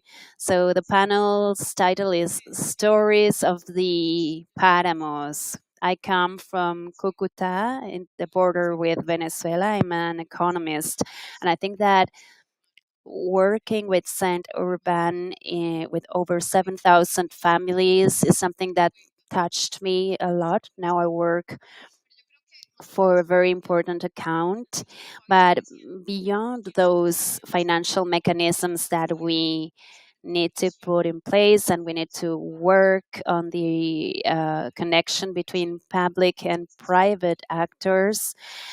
My main concern with water fund programs is to be able to bring the resource to the ground. That call to action that we discuss and talk about so much. Welcome to the CAF house. It's going to be an honor that he listens to us. We were talking about the importance of Páramos restoration. So I think in terms of financial mechanisms, we have opportunities for catalyzing. There are 26 water funds in Latin America, and they are found in different states. I think the success lies behind, and here we have Alfred Ballesteros and Dr. Nidia. We've had to have uncomfortable conversations with local actors, communities, private sector representatives, because when there are no real data, the private sector gets frustrated, and then academia backs up the conversation together with other allies, such as NGOs who bring technical support and cooperation. That's when all those uncomfortable conversations are brought to reality, to the ground. And we know that the challenge is more than 500,000 hectares, but we need to bring the concern to the ground, talk to the communities, because there's an important aspect of sustainability.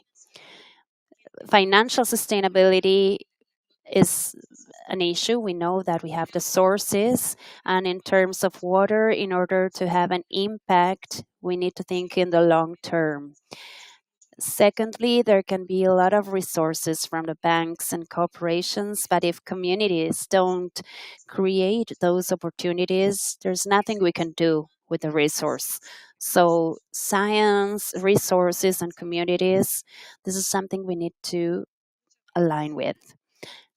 Thank you. Yes, it was very interesting that you reminded us that it's a personal story. My personal story is that I learned about Páramos thanks to our president, who told me we need to work on the Páramos. And I was like, what's that? Because in Spain, where I'm from, the Páramos we know are not the same that we have here. So we organized an event with the new management office, and we decided to visit the Chingasa Páramo. It was a learning experience. We understood that the water we drink comes from the Páramo, and I think it was a very important experience that's left with you forever. And for us, it's a pleasure to work in this ecosystem. And now we will listen Gonzalo. He will bring us his personal story. What do you think are the most important barriers you've encountered for the involvement of communities in the preservation of Páramos? Well, first of all, I wanted to tell you a bit about my personal experience. I'm a social communicator journalist, and 8 years ago, I went through an immersion process at the Páramos. I want to thank Cumbres Blancas and CAF for having me here.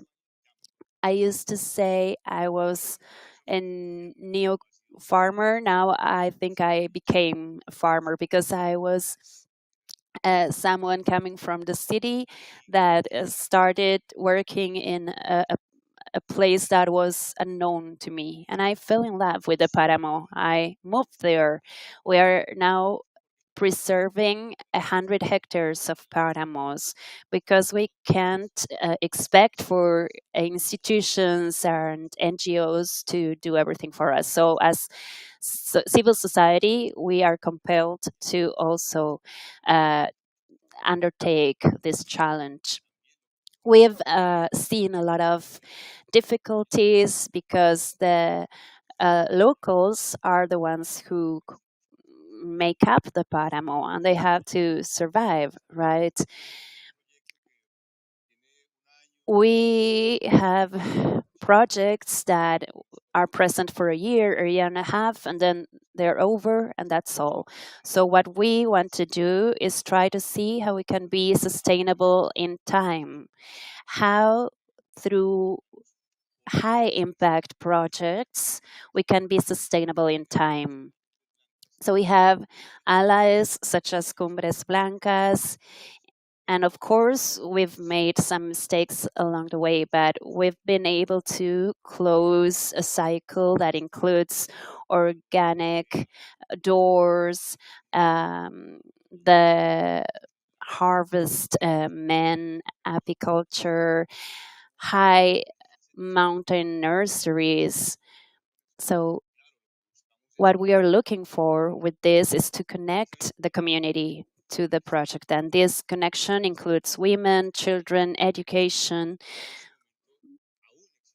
because for farmers, if an entity brings them trees, maybe you find them on a side by the land because they don't want to plant that tree because they have the mindset that if they plant that tree, then I lost my land or they lose their land. So I think there's some difficulty in that aspect. If there's no conviction, then there will be fear, panic, and they won't accept them because the farmer needs to survive. And with short-term projects, they are not going to make it. So they continue to plant potatoes, they continue to grow their cows. But I think we are on the right track. It's not easy because I've been doing it for 8 years. It's almost my 9th year already, and I'm already a farmer now. But this is something that I don't do alone. That's why I work with Cumbres Blanca. I love to surround myself with women farmers. They are the best farmers I've encountered, empowered, brave warriors, where chauvinism or machismo is still present. So that's what I want to convey to you. It's easy to teach lessons from academia or from a desk, but I think investment in the field is very important now that I became a farmer. Thank you. Unfortunately, we're running out of time, but I would like to ask from you a minute comment where you can tell us what a development bank like CAF could do to place Páramos at the heart of their agendas, as we are already doing with Cumbres Blancas. I celebrate this ecosystemic focus or approach that CAF adopts. It's quite innovative and obvious at the same time. I think we also need to consider the interaction among ecosystems. We have Amazonia, Professor Carlos Martin. So the interaction of ecosystems is fundamental. 30% of the water produced in the Chingasa Páramo comes from Amazonia. So we can do everything we want to do because of the Amazonia interaction. So this is paramount. We can have a lot of success in our conservation efforts, but we also need to consider the source of supply we have coming from Amazonia. I will tell you 3 fundamental things. First, the public and private resources exist. They are tangible in the 27 basins we are working on. The concern doesn't have to do with the resource for the investment per se. I think a bank like CAF, I imagine, already support many projects, but for us, the monitoring of hydrological impact with the communities is very important. If we have trustworthy data measurement, and if we are in line with the environmental authorities, I think we have a fundamental strategy for long-term financing mechanisms. That's the second key aspect is the support coming from the banks as observers and supervisors of the conversation between public and private sectors, not to be intermediaries, but they need to support the process, and that's fundamental. We are just regular Christians that fight the battle along the way. We are playing the game as pawns, and we have some tools, but we also have a lot of good faith. And the third point, that's the most important thing, is communication. we have a lot of greenwashing and a lot of private companies that don't want to report because they don't have any way of measuring. I always joke about the following. I'm married with a hydrologist, and in terms of water, situation is always complex because there's a lot of uncertainty. So those three components are key for me. Well, first of all, I want to congratulate you for this type of event and spaces. I think the Páramos issue has become really important because personally I had never been to a Páramo until 8 years ago. Now I love Páramos and I'm going through this important space or moment of that transformation period. But I think we don't have to give up.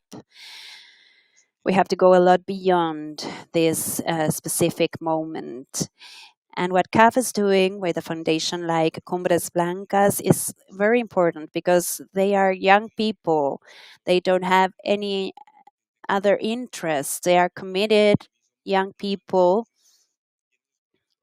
They already have their own professions, and from their experience and expertise, they can bring something new to the table. We also have the support of a lot of other actors. And what we are doing is basically volunteer work. I want to thank Cumbres Blancas and the rest of the civil society because I'm not the only one. But I think it's very important that we keep the connection with young people so we can share with them what's coming in the future because I won't be here in 15 years. So we need to start working with youth. And youth has started to become interested and started to love Páramos. We have Jover's son who became an influencer. So we have 3 generations already working on this. Thank you so much. Well, thank you so much. We are out of time. We had an interactive experience coming, but I think we had some internet issues, so we are not going to do it.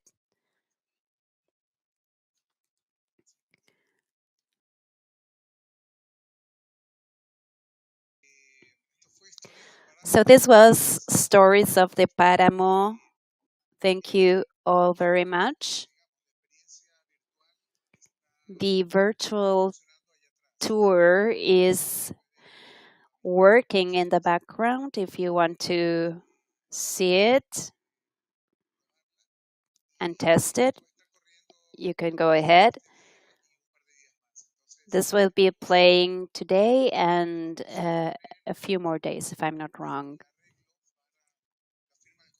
Now we're going to set everything up for the signature of the agreement.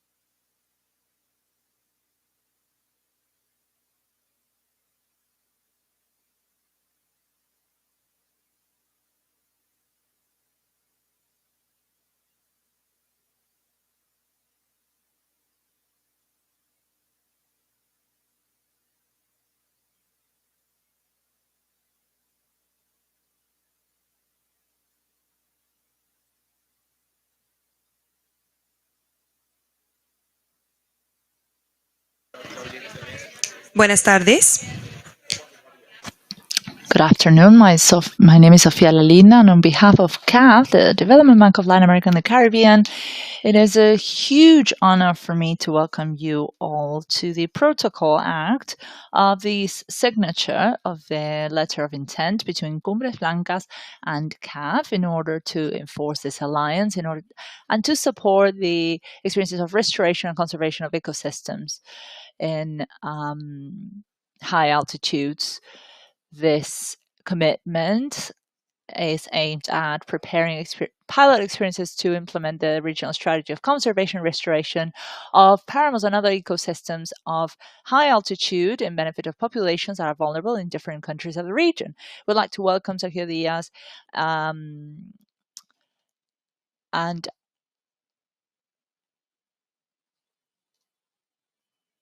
¿Escuchan?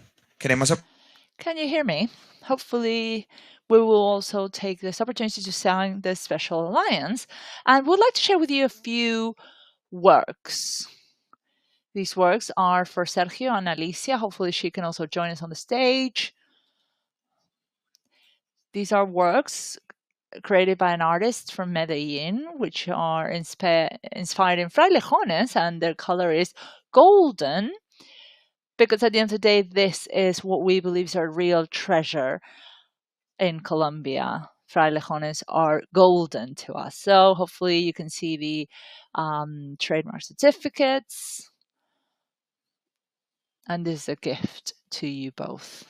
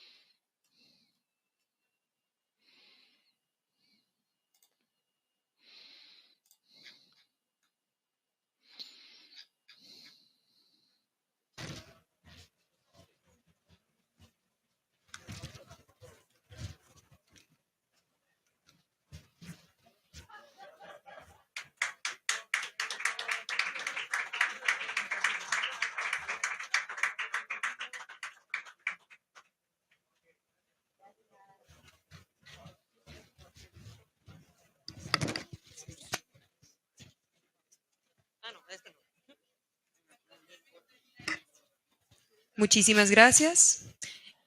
Thank you. And this concludes this ceremony. We would like now to launch the next session. This next session is called Declaration of Belen, Biodiversity and Climate in the Amazon, Reflections for Effective Regional Cooperation to Prevent the Collapse of the Biome. Before we begin, we will share a video with you.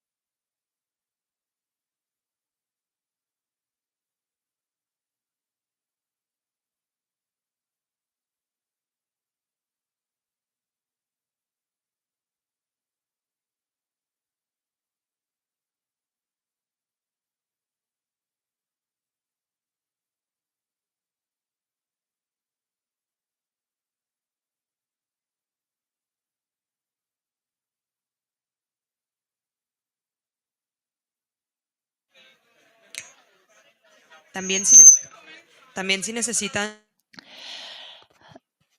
As a reminder, you can also access the interpreting devices outside. Outside, you can find the devices. Thank you.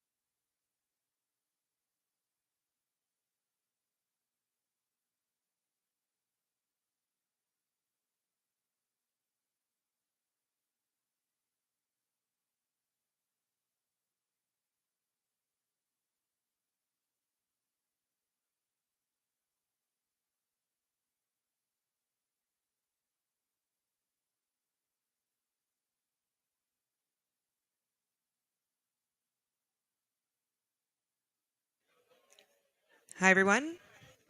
If you need simultaneous translation, you can find it right outside of the pavilion. Si necesitan traducción simultánea, los equipos están afuera del pabellón. Ahora sí, vamos a iniciar con el video. We will now begin by sharing a video for this event.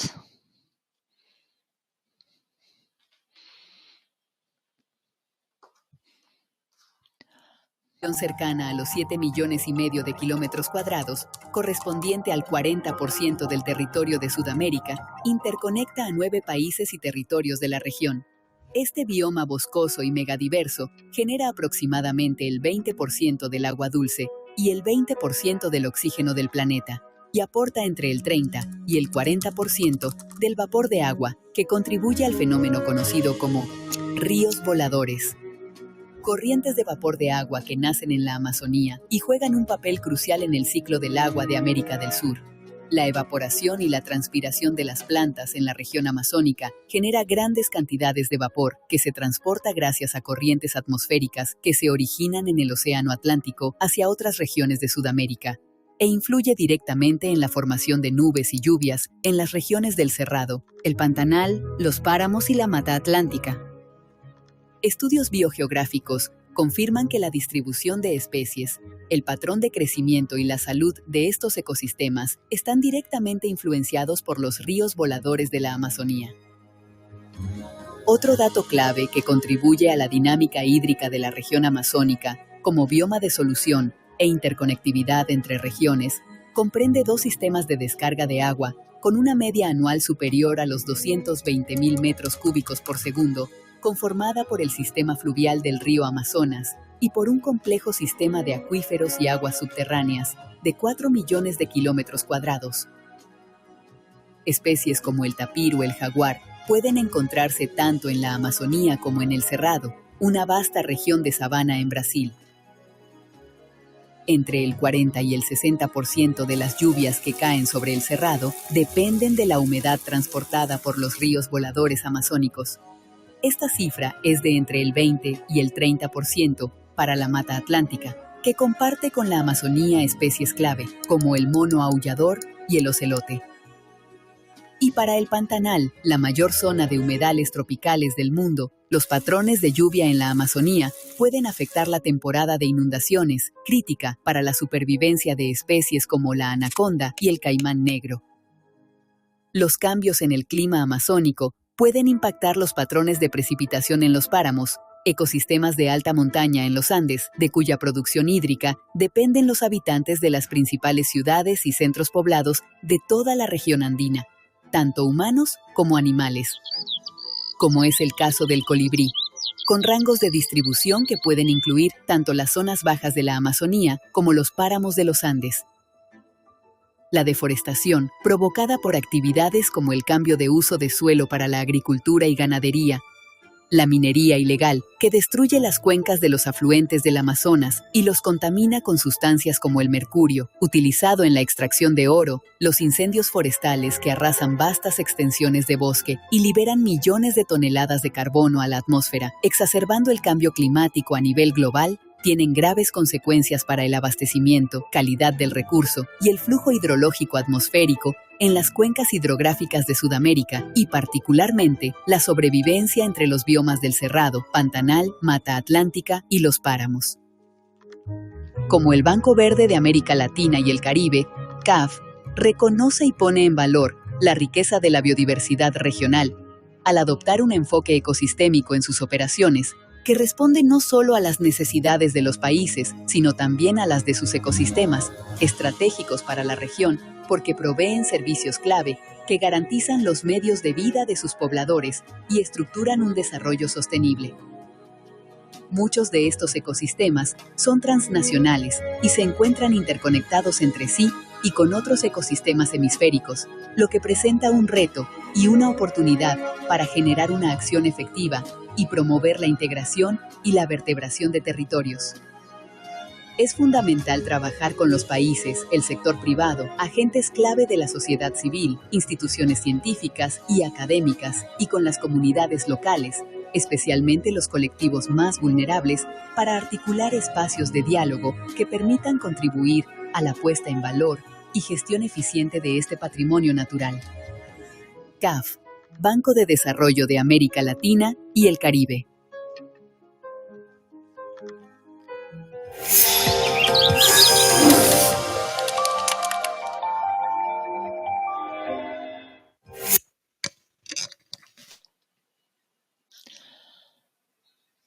Good morning, everyone. Thank you for being here today, both to our panelists as well as this wonderful audience. And we're happy that you choose to share the next hour and a half where we're going to talk about the situation and to understand our different perspectives on the Amazon. Luckily, our panel members are highly experienced with a lot of experience on this topic. And we have members here, Martín Bonny Lebrand, Vanessa Graciotti, Gregorio Mirabal, Alicia Montalvo, representative of CAF. From the financing members, those who have been supporting this, we have Iman Ferreira as well. Idemar Ferreira, who's part of the social movements. We also have Carlos Salinas, representative of a different organization, and Carlos Lozada, who's here representing the legal representation of the Amazonian before the Parliament. I'd like to thank everyone for being here today. We'd like to begin by discussing a few topics with Angelica Garcia, who will share a presentation about the context. And later we will delve into an exchange amongst ourselves. And Angelica is here representing RISE, which is the Amazonian Network of Georeference Social Environmental Information. Good morning, everyone. Here today. Hopefully the sound issues cease. It's a huge pleasure for me to be here today. It's a great joy to be part of this conversation in the hope that we find opportunities and strengthening regional connections. I'm part of a network called RISE, the Amazonian Network of Georeference Social Environmental Information. We create reports and issue recommendations for the Amazon. And here I've selected specific data, which is part of the most recent data that we've gathered for our network in order to share a general overview of this region and to kickstart this debate. Hopefully you can see my presentation on screen. And I will begin. This network, RISE, R-A-I-S-G, is made up of 8 organizations by 6 countries in the Amazon, and we carry out studies of the Pan-Amazonian, which is a region stretching around 9 countries. So these reports, this research allows us to strengthen this understanding that the Amazonian is a region in which these pressures and threats need to be understood at a regional level. That is to say, we need to find plans and ways of coordination in order to tackle these issues that, as we know no borders. So, for example, deforestation, droughts, and wildfires are transnational issues, and that's why the cross-border collaboration is fundamental.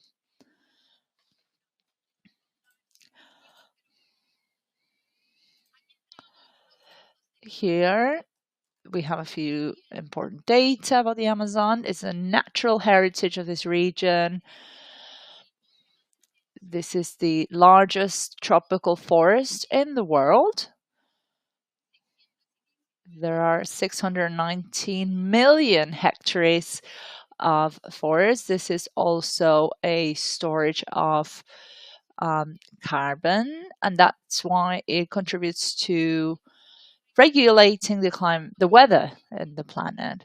We have also 47 million people that live in the Amazonian basin. Out of these 47, 2 million are indigenous peoples. And as we know, indigenous people as well as Afro-descendant communities and local communities have a knowledge system that allows them to have a special relationship with the forest, and therefore they preserve forests and biodiversity. So we believe that the Amazon is this group of ecosystems and communities that are independent and interconnected, and that allows us to maintain and preserve the biodiversity in this region. Of course, we know that in the last few years, particularly this year and last year as well, we had faced severe issues around this region. We had droughts, flooding, deforestation. In the past 39 years have led us to eradicate areas that are truly extensive, and these are all signs that we have led a true crisis and we are facing absolute collapse. So these are high risks that we're currently facing. Here we can see two maps. On the one hand, we see a photo that was taken after conducting an analysis of satellite images. We see a comparison between 1985 and 2022.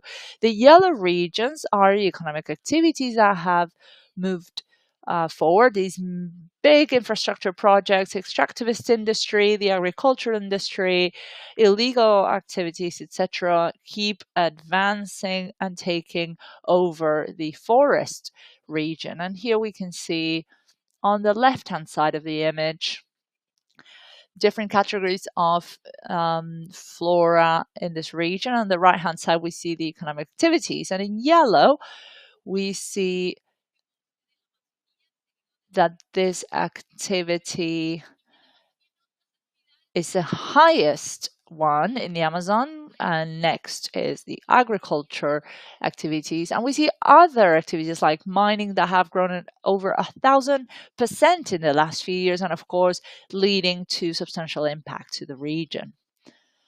Unfortunately, when the loss of forest takes place, what we lose is a lot more than just trees. Forests allow for the biodiversity and flora to be sustained. So these are interconnected relationships that support the forest, and in turn, they contribute to regulating the weather and the climate in the planet. So what do we lose when forests are lost? Well, of course, trees. And as we said, trees are these basin and storage of carbon that rises to the atmosphere and begins to heat. And that is how we know that this phenomenon of climate change begins, and that leads to extreme events like droughts and flooding. And of course, we have longer periods of droughts, and as a result, forests become more vulnerable to wildfires. So the advancement of agricultural and economic activities by removing and getting rid of the forest in the end affect climate change, of course, and also takes away some of the functions that this ecosystem has. Yesterday, we submitted a connectivity study. This is a study that we submitted together with the Amazonian Alliance as well as RISE. We conducted an evaluation by means of comparing these advancement of economic activities, and we created a model of movement of an animal species to understand what happens when you remove forests in this process that we call connectivity. So this is a space that allows for animals to move.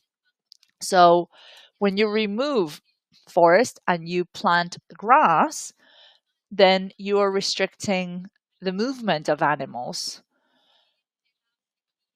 So sometimes animals are trying to move away from these extreme events like droughts or floodings, and they don't find their natural habitat as it was. So when we lose connectivity, we also affect the capacity of the animals and wildlife to adapt to the flora. When this was an analysis that was conducted in 1985. Sorry, it's an analysis comparing 1985 to 2022, and as a result, we understand that 23% of the Amazon has lost its connectivity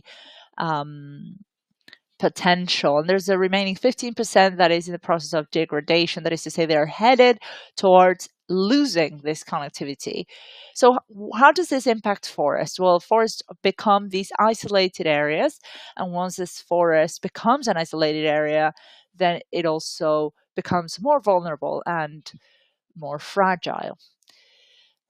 When faced with this situation, it is paramount that we create a regional articulation, because if we understand that the Amazon is an ecosystem together with integrated communities that rely upon each other, and it's at risk because it's losing its capacity to face these degradation processes, and it is also headed towards to a tipping point, then we need to create these bridges and these collaboration processes to revert this process. So of course we need to resort to different communities, people who live in the region, indigenous people, Afro-descendant communities, local communities, regional governments, international cooperation, as well as NGOs. So this call to action is to collaborate and work together in constant dialogue, and by way of respecting the rights and protecting the rights of the people who live in this area, who also have important knowledge on the Amazon. And this is an urgent call to action, because the good news here, and of course we have to stay positive, is that we still have 6 million kilometers of stable forests. These are forests that, if we analyze their state in the past 39 years, they have kept their conditions and they've been conserved. There's been little to no intervention into them. So when we analyze these forests, we can see these regions, these orange regions of indigenous territories, as well as natural protected areas. And the remaining green are areas that are non-protected. So we have 58% of these forests that belong to one of these areas. This ensures, or not ensure, but this is more likely to have a greater conservation. One of the data that we gathered is that 87% of deforestation happens outside of indigenous territories and protected areas. But if we have 58% of remaining protected areas in indigenous territories, because there are tools for protection, then we see that we are 42% more vulnerable to these economic advancements. On average, amongst these indigenous territories and protected areas, we have 98% of flora and vegetation amongst these economic areas. So they are more areas that are well preserved. And to conclude, I'd like to share 3 takeaway messages with you. First of all, this last map that I share with you, these natural protected areas, on their own are not enough to protect forests. But if alongside these areas, we, for example, come up with policies to fight deforestation or illegal deforestation, then this strengthens these tools. So the first call to action is to find alternative solutions and roads to protect these natural protected areas as well as indigenous territories. The next call to action is to identify these gaps. We know that there are forests that are well preserved, but that are not under any specific protection scheme, then that means they are endangered. So there is an opportunity there to cover those gaps by way of perhaps naming these areas as official indigenous territories or protected areas, or perhaps to come up with a different kind of tool or scheme that recognizes the sustainable use of these areas. And this is fundamental because we know that just by categorizing an area as indigenous territory does not mean that they are fully protected, because indigenous people are also at risk, but it's perhaps a good way, a good starting point. And once again, the Amazon is interconnected. So we need to make sure that these forests are not isolated or fragmented in order to prevent this degradation process of the Amazon. And lastly, before I share the floor with the rest of our guests, we must find these policies and create these guidelines to define these territories from a regional perspective. As I said before, the Amazon is an interconnected region, and these problems are not isolated or are not monopoly of each country, but should be analyzed from a regional perspective. So this cooperation needs to be long-term, and we need to be in close connection with the peoples that live in those areas to make sure that we can create and sustain this connectivity in the Amazon in order to foster the stability of our environment. Unfortunately, this is not the presentation I was intended to share with you, so I've skipped a few slides, but I'd like to thank you for your time today.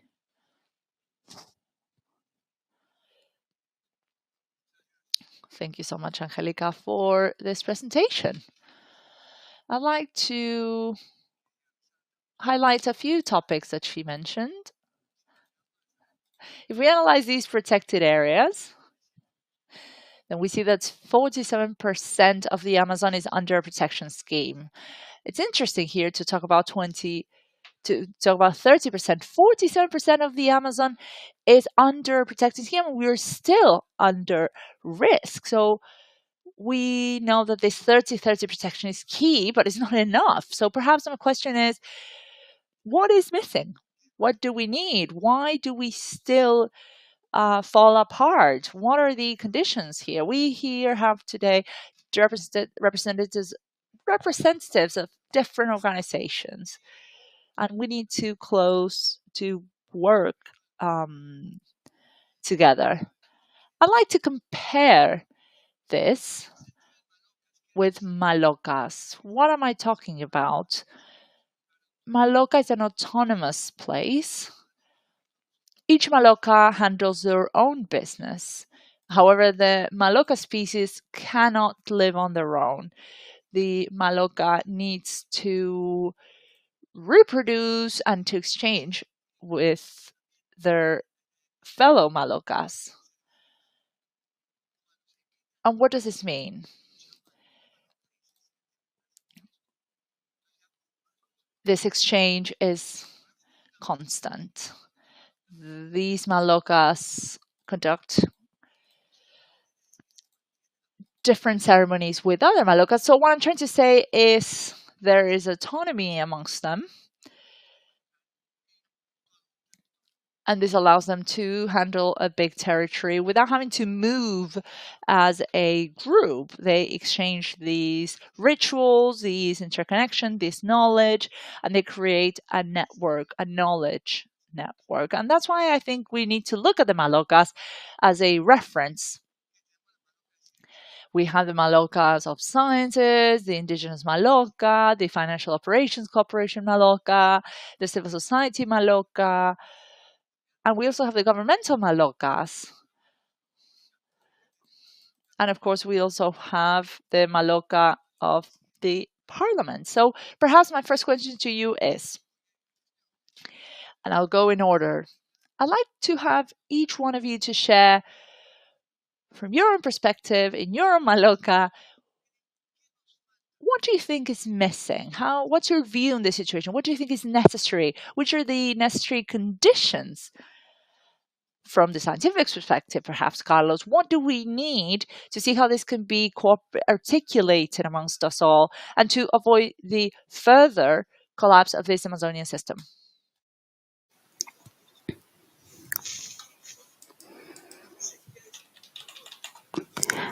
I'm sorry.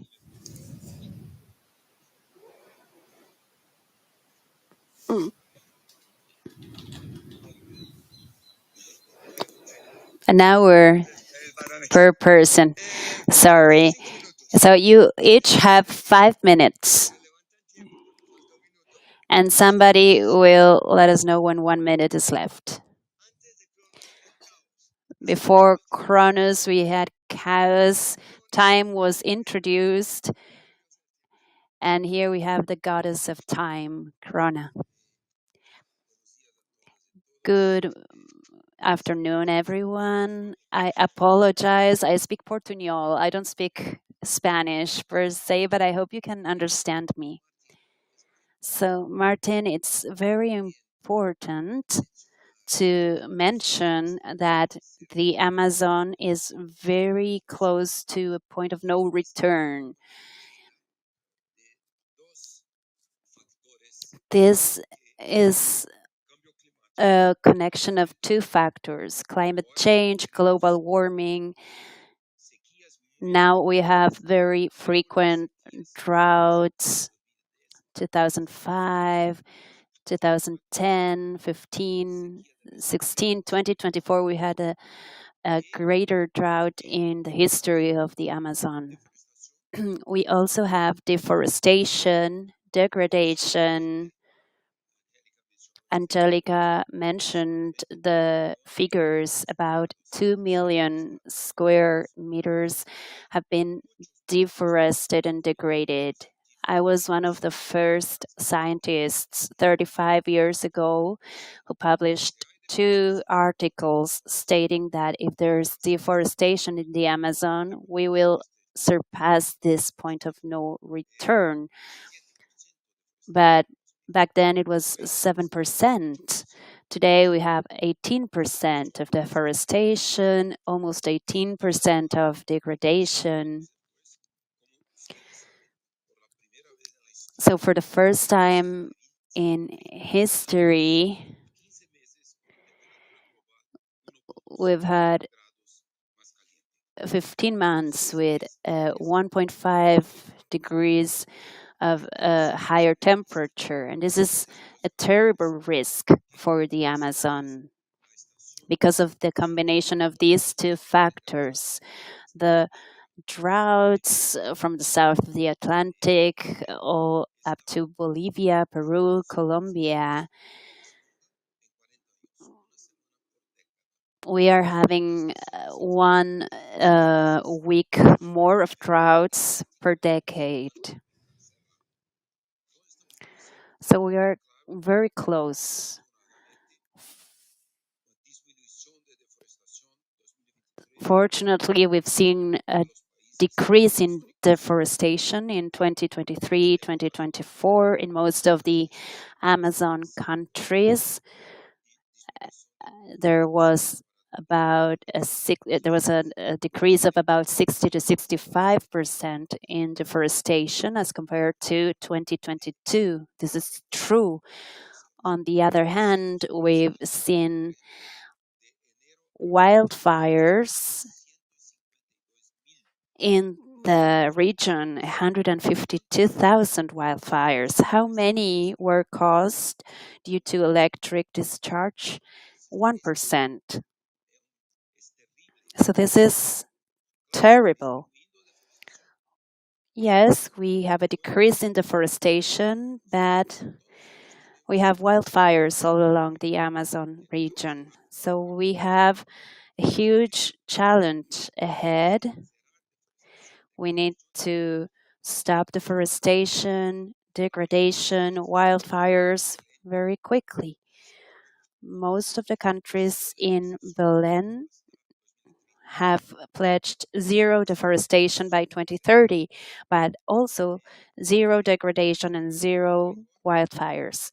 We also need to come up with the greatest world project for restoration of tropical forests, trees. We had conducted a study from the scientific panel of Amazonia in the south of Amazonia, all along the Andes, Colombia, Ecuador, and Peru, the region with the greatest biodiversity in the planet. And we are going to restore more than 1 million square kilometers of surface, because this is going to remove 1.2 million tons of carbon for 35 to 40 years. This is fundamental to fight climate crisis. But we need to protect biodiversity. Another risk area, you may know about it, It's the first time in history since Europeans arrived in South America 500 years ago. Now we have an epidemic of push 15,000 pollutants in the whole of Brazil. This is the first epidemic. Also, yellow fever is something that's starting. So we need to keep biodiversity.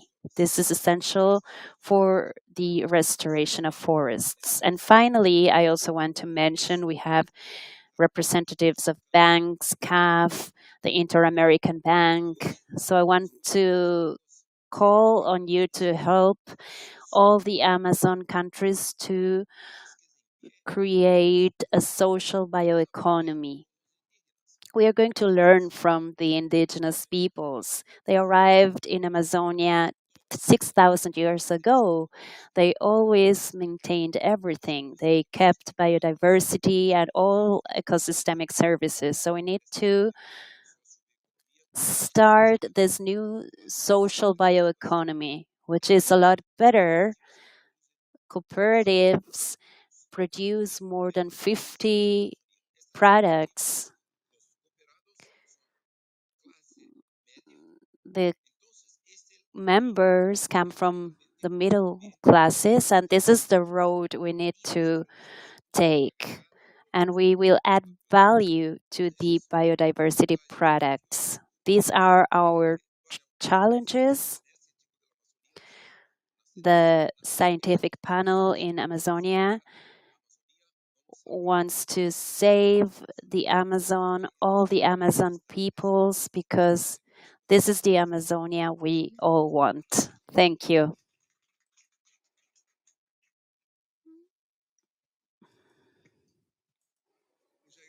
Thank you, Carlos. Very interesting remarks.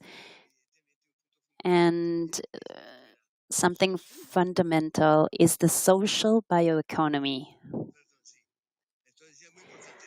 So this is very important because we need to look for the economic alternative for communities. Okay, Gregorio, now, please go ahead.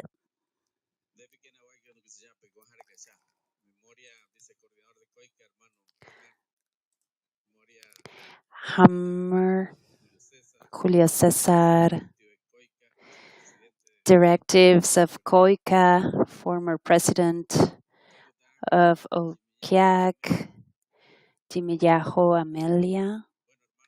So, brothers and sisters, good afternoon. I just said hi to my COICA colleagues and another colleague, Amelia Combe of the Women Indigenous Community Group. Amelia, I wanted to start off by showing a map. This is my Amazonia campaign. We've built this map together with RISE, and this is the contribution of the indigenous peoples. It's a clear map. You don't need any further studies. We can prove that there's less deforestation in the indigenous territories and there's more conservation. And I wanted to also say that when I met Martin was talking about connectivity, Andes, Amazon, and Atlantic. He's still fighting, dreaming about that. When I met Carlos, he was speaking about a scientific framework to save the Amazon. We're still here struggling and fighting. And a message for the banks. When we started this event, and I wanted to say hi to Amelia because we are celebrating women. A big round of applause for indigenous, non-indigenous women who are here today. So I was saying when we started the event, CAF, Alicia is a manager for it. We were signing an agreement. So hopefully we will sign an agreement to save the Amazon because we need to start acting. And we also need the Treaty for Amazon Cooperation, because tomorrow we're going to discuss the Indigenous Peoples platform. We can't wait any longer. And we also have the presence of our FOSPA colleagues who are also organizing a huge event in Bolivia. And we also have the voice of the Amazon Basin. I speak as an Amazon native because that's what I am. And the parliament members. Last year, the Andean Parliament declared the emergency of the Amazon because of a study that backed it up. So, what are we waiting for? We no longer need studies, we need actions, and we need to start implementing our agreements. So, when I show this map and I place the indigenous peoples of the Amazon that live there, I show it again because as the banks are here, the Amazon indigenous peoples are here as donors as well. We are not here asking for financing for the sake of it. We are donating water, we are donating air, biodiversity. This has been said for a long time now. We're here as donors, but we also need support. So it's also important to say something. Carlos was saying that we are at the point of no return. But I want to also add that humanity is at a point of no return. We need the indigenous spirituality. We need the thought that considers different livelihoods and ways of life. We need to recover and rescue spirituality. Financing is fine. It's fine to have a plan and a strategy, but without spirit, without millenary wisdom, we are not going to be able to understand what the Amazonia has. And we have that way in the indigenous peoples. It's a millennial wisdom and knowledge. I will wrap up by saying that whenever we talk about cooperation, it doesn't have to do with money only. The Amazon is not a cake, so we share the resources. And here I'm referring to NGOs, indigenous organizations, banks. The Amazon is a living being. It's a place that needs the hands of humanity. So I have the global framework here. And one of its principles states that we need to intensify cooperation, but we also need to implement cooperation. So, brothers and sisters, I call you to act. Let's stop fighting for that cake. And we need to fight for a scientific, economic, health, scientific strategy. And we need the spirit of the depths of Amazonia. Thank you. Thank you, Gregorio. Everything you say is so important and relevant. It's important that we all work together.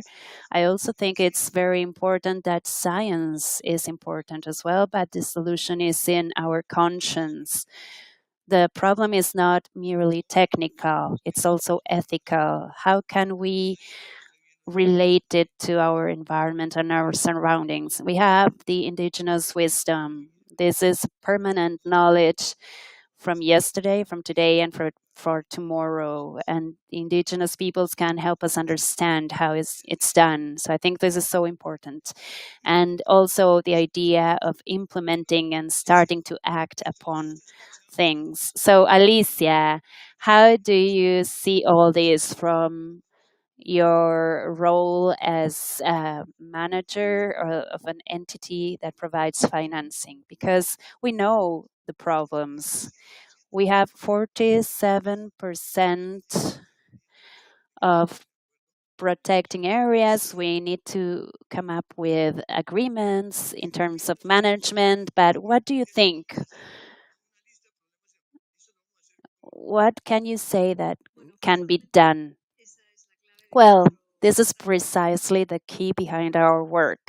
Problems, back ourselves with science, work with the communities, and the challenge are the solutions. We know a lot about the problems, but we don't know a lot about the solutions. And how can we approach this from the perspective of a development bank who works with governments, who has decision-making structures in place? So how can we bring concrete actions and solutions?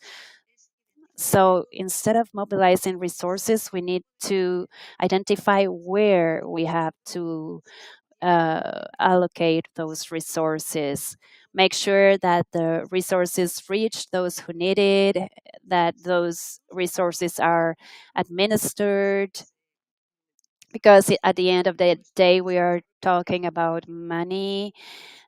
We are a regional bank from Latin America for Latin America. How can we set the priorities? That is our biggest challenge. How can we set the foundations so all those resources can get there? So first of all, we need to work in regional coordination. This is key. From CAF, we are supporting OTCA. We are also providing resources for concrete programs. For example, a program that has to do with climate change and the Amazon. And we also want to reinforce institutions. We think it's fundamental to work in the coordination, because from our ecosystems approach that we are announcing here, but we've already been working on this with Amazonia, we need to integrate regionally across countries. So that's our goal. We need to set the basis so the money is mobilized in the proper space. So we need to work in regional coordination, institutional reinforcement, and knowledge. We are already working on this, and we want to go deeper on that. And we also want to identify what actions we need to intervene in. We need to intervene in people. We can act based on the needs of the people who live in the region of the Amazon. Indigenous communities, local communities who are not indigenous peoples, but it's a very close relation. So the first thing we do is, besides prioritizing conservation and zero deforestation, we work in the basic needs of the people who live there. We know that in many cases, degradation and deforestation is the result of the lack of resources for basic services people need. That's energy, water, infrastructure. So that's one of our goals. Take a look at the people. Work on these basic needs. That's what we are working on from CAF. And we also have a very clear vision towards Amazon cities. That's another of our priorities, because sometimes when we discuss the Amazon from a financial institutions, the vision is a bit blurry, but at the end of the day, the people are there, the cities are there, and the people who live in their surroundings sometimes don't have access to many resources. We also need to work in value chains, productive innovation. We don't want this to be an exploitation of resources. That's our obligation as well. This is why we are supporting bioeconomy or social bioeconomy. I don't know if we are there yet, but we are going to advance towards that. And we also want to work in productive development based on biodiversity. We have a product so we can understand innovation, so we can bring about bio-inspiration. So in a nutshell, we want to work to create the enabling conditions to provide resources. We've contributed $2 billion by 2030, and we want to mobilize 20 billion more. So there's a financial effort, but it not only has to do with the money, but also where to place it or allocate it. Thank you. Thank you, Alicia. It's very interesting because Carlos brings the scientific vision. We need to understand the Amazon from a scientific point of view, and we also need to respond to the people's needs. And you are discussing something similar. We need to use the knowledge, but in between we have Gregorio here. He says, yes, that's right, but we need to consider spirituality, community, the deep relationship with the surroundings, the environment. So how can we advance with an economy that's not going to destroy a certain vision? We cannot replicate the economy that we see in other cities. How can we place life in the center or at the core? Because there could be things we are not interested in and we can destroy the shrubs, but it's good for the ants, for the insects. So it's important to consider all this. That's why articulating everything is so important. And I love it that Gregorio is right in between both of you, because that's very important. And we have Iremar. He comes from the grassroots movements. We need to consider those peoples who are not indigenous but also have needs and they have a future. So what is your take? Good afternoon. I would like you to think of how you thought of CAF and this space. I was really impacted by this big tree here. How many of us have the chance to feel the heart of trees? Today, when you were coming here by bus, there's centennial trees on the streets. By people pass by them and don't even look at them because they don't feel the heart, as Gregorio was saying, of the place where they live. Some people live by the shores of rivers, and we are not really into what we are coexisting with. We don't understand the heart of the space where we are. So in this sense, brothers and sisters, from our social forum, FOSPA, and together with our brothers in Bolivia, we came up with a mandate, a message to the world of this group of over 3,000 people. I come from Rio Madeira in Brazil, close to the border with Bolivia. It's a river that's dying. It's the second most important river that's part of the Amazonia. It's dying, less than 40 centimeters of height. There are two big dams, Antonio and Girado, and Ata and Ribeirón are also dams that use this river. So in FOSPA, we bring this message, among others. So first of all, the Amazon is the solution to thousands of years of our peoples. The Amazon is a sign of peace, as our motto say, peace with nature, but we are at war with it. We are not going to save the Amazon, but the Amazon can help us and save us. The rights of nature are the framework that can ensure human existence. And this is why we need to come up with a statement for the rights of the Amazon, the rights of nature. So, considering this process we're going through, we need to cancel the debts of those countries that were affected by extreme climate events and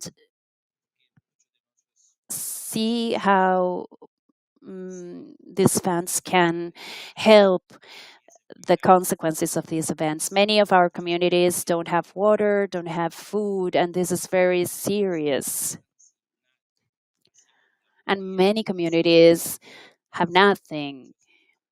Same happens with mining, oil, and other sources. So the financial cooperation and articulation with governments need to consider what peoples say. The life projects of peoples need to be at the core. So social and environmental rights are ensured. This is why we need a prior and free consultation process so the projects can consider the life projects of those peoples that are in the region. And this is why the rivers need to be free from dams, from mining, from pollution, from the exploitation of oil, so we can guarantee peace in the Amazon and peace with nature. Thank you. Thank you very much. What you're saying is vital, of course. We need to save the Amazon, but the Amazon is going to save us. So let's save the Amazon. But of course, we have this ongoing discussion. How are we going to respond to the local populations? We are not going to respond to the whole world or the most privileged, but those who look after nature. But we need to recover nature and the Amazon, because otherwise, as you will put it, we are going to be out of water, biodiversity, and we cannot tolerate this. If the Amazon is done, we are done. So we cannot neglect something because we prioritize something. So it's a new economy that's not extractivist and that can really be inclusive and respond to the needs of nature. So what I would like now is listen to another panelist. You have a lot of experience in this, and with the OTCA, the Amazon Cooperation Treaty Organization, has different responsibilities, but we are going through a crisis, an urgent crisis. We don't have a lot of time, so maybe we should choose certain priorities. Because what this treaty has is that it gathers cooperation of all Amazon countries. This is core. So what do you think about the situation with your experience? Good afternoon, and thank you for this opportunity. Exactly, there's a lot to do because everyone here today is strongly committed to the Amazon, and we identify these challenges and risks year after year. And the work that we conduct is not enough, not even to compensate these new challenges and threats. So under this paradigm that you were mentioning, this Declaration of New Belen, in this cooperation treaty, we've identified 4 key factors in order to determine what is needed in the Amazon, acknowledging that the cooperation of these of this treaty is not part of the UN, but is an important treaty of cooperation that could help the cooperation amongst countries. It was founded in 1978 to ensure the sustainable use of resources. And of course, that law has changed to this date. But of course, the illegal extraction of timber and the concentration of wildlife and fauna and flora. And of course, we're now facing organized crime and human trafficking and armed trafficking and drug trafficking. So a lot is happening at the moment. And the 8 country leaders of the Amazon gathered at Belén do Pará in August 2023, and they agreed on a declaration, including approximately 100 decisions amongst 10 different chapters. And of course, the main goal has always been the environment, but of course, this also affects the social and the human aspect of this work. I'm not a public official, but we understand that whenever a law is passed, of course, there also should be a specific framework. So since this treaty is not supranational statement, then this is just a declaration. So how can this declaration be implemented? And there's a second step, the commitment of all the stakeholders by organizing a meeting of the Ministries of Foreign Affairs.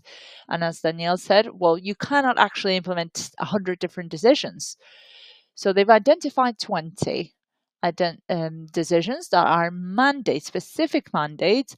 The organization has a mandate to meet, to comply with, and at one point it will have to be held accountable. Everyone here today is bound by this mandate by the countries. For example, the academia has part of these mandates. The countries have a mandate before the indigenous people. Everyone has a task. For example, Fred is in charge of the Indigenous Forum, and he's working to achieve this. Everyone has been trusted with a specific task. Of course, I am sharing just a few details about this. But of course, we should not forget women and children. They should also be involved in this decision. As I said before, this Amazon Cooperation Treaty Organization needs to involve a lot of these stakeholders. Since this is not a supranational treaty, this is just a declaration. Out of these 30 decisions, 5 or 6 are moving forward. And I think this says a lot about the work that has been conducted by these 8 countries. Each one of these countries have different economic, environmental, geographical, and political conditions, for example. So this is work that needs to be harmonized amongst these 8 countries. And of course, this is hard work. We are a big family. Imagine hoping everyone in one family to be on the same page. So of course, this will be a difficult task at hand.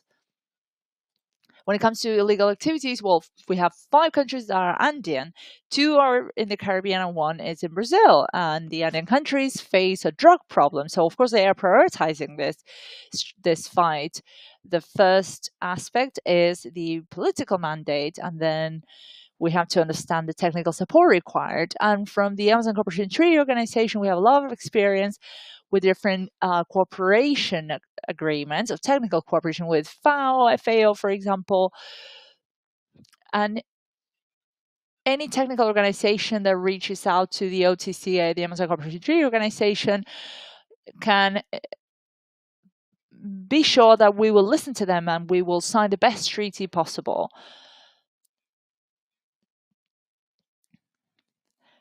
There are members from Brazil and 8 people from other countries. And the last factor is the financial, the economic resources. Without the financial resources, we can't attain our goals. Why? Well, of course, we need to fuel our cars. So we've always had great support from organizations, but now we have IDB, the World Bank, CAF, and it's a big group of cooperating forces that have joined OTCA. So this is, I think, the best way that we have to cooperate, because of course each one of the countries have their own priorities. Not everyone can cooperate with every single topic. So at the end of the day, what we can do from our point of view is to make sure that we can implement our political mandates, to reach the necessary agreements with technical organizations. For example, FAO has thousands of people devoted to protected areas, 7,000 people. So why not carry out reach an agreement with FAO? Thank you so much for your time.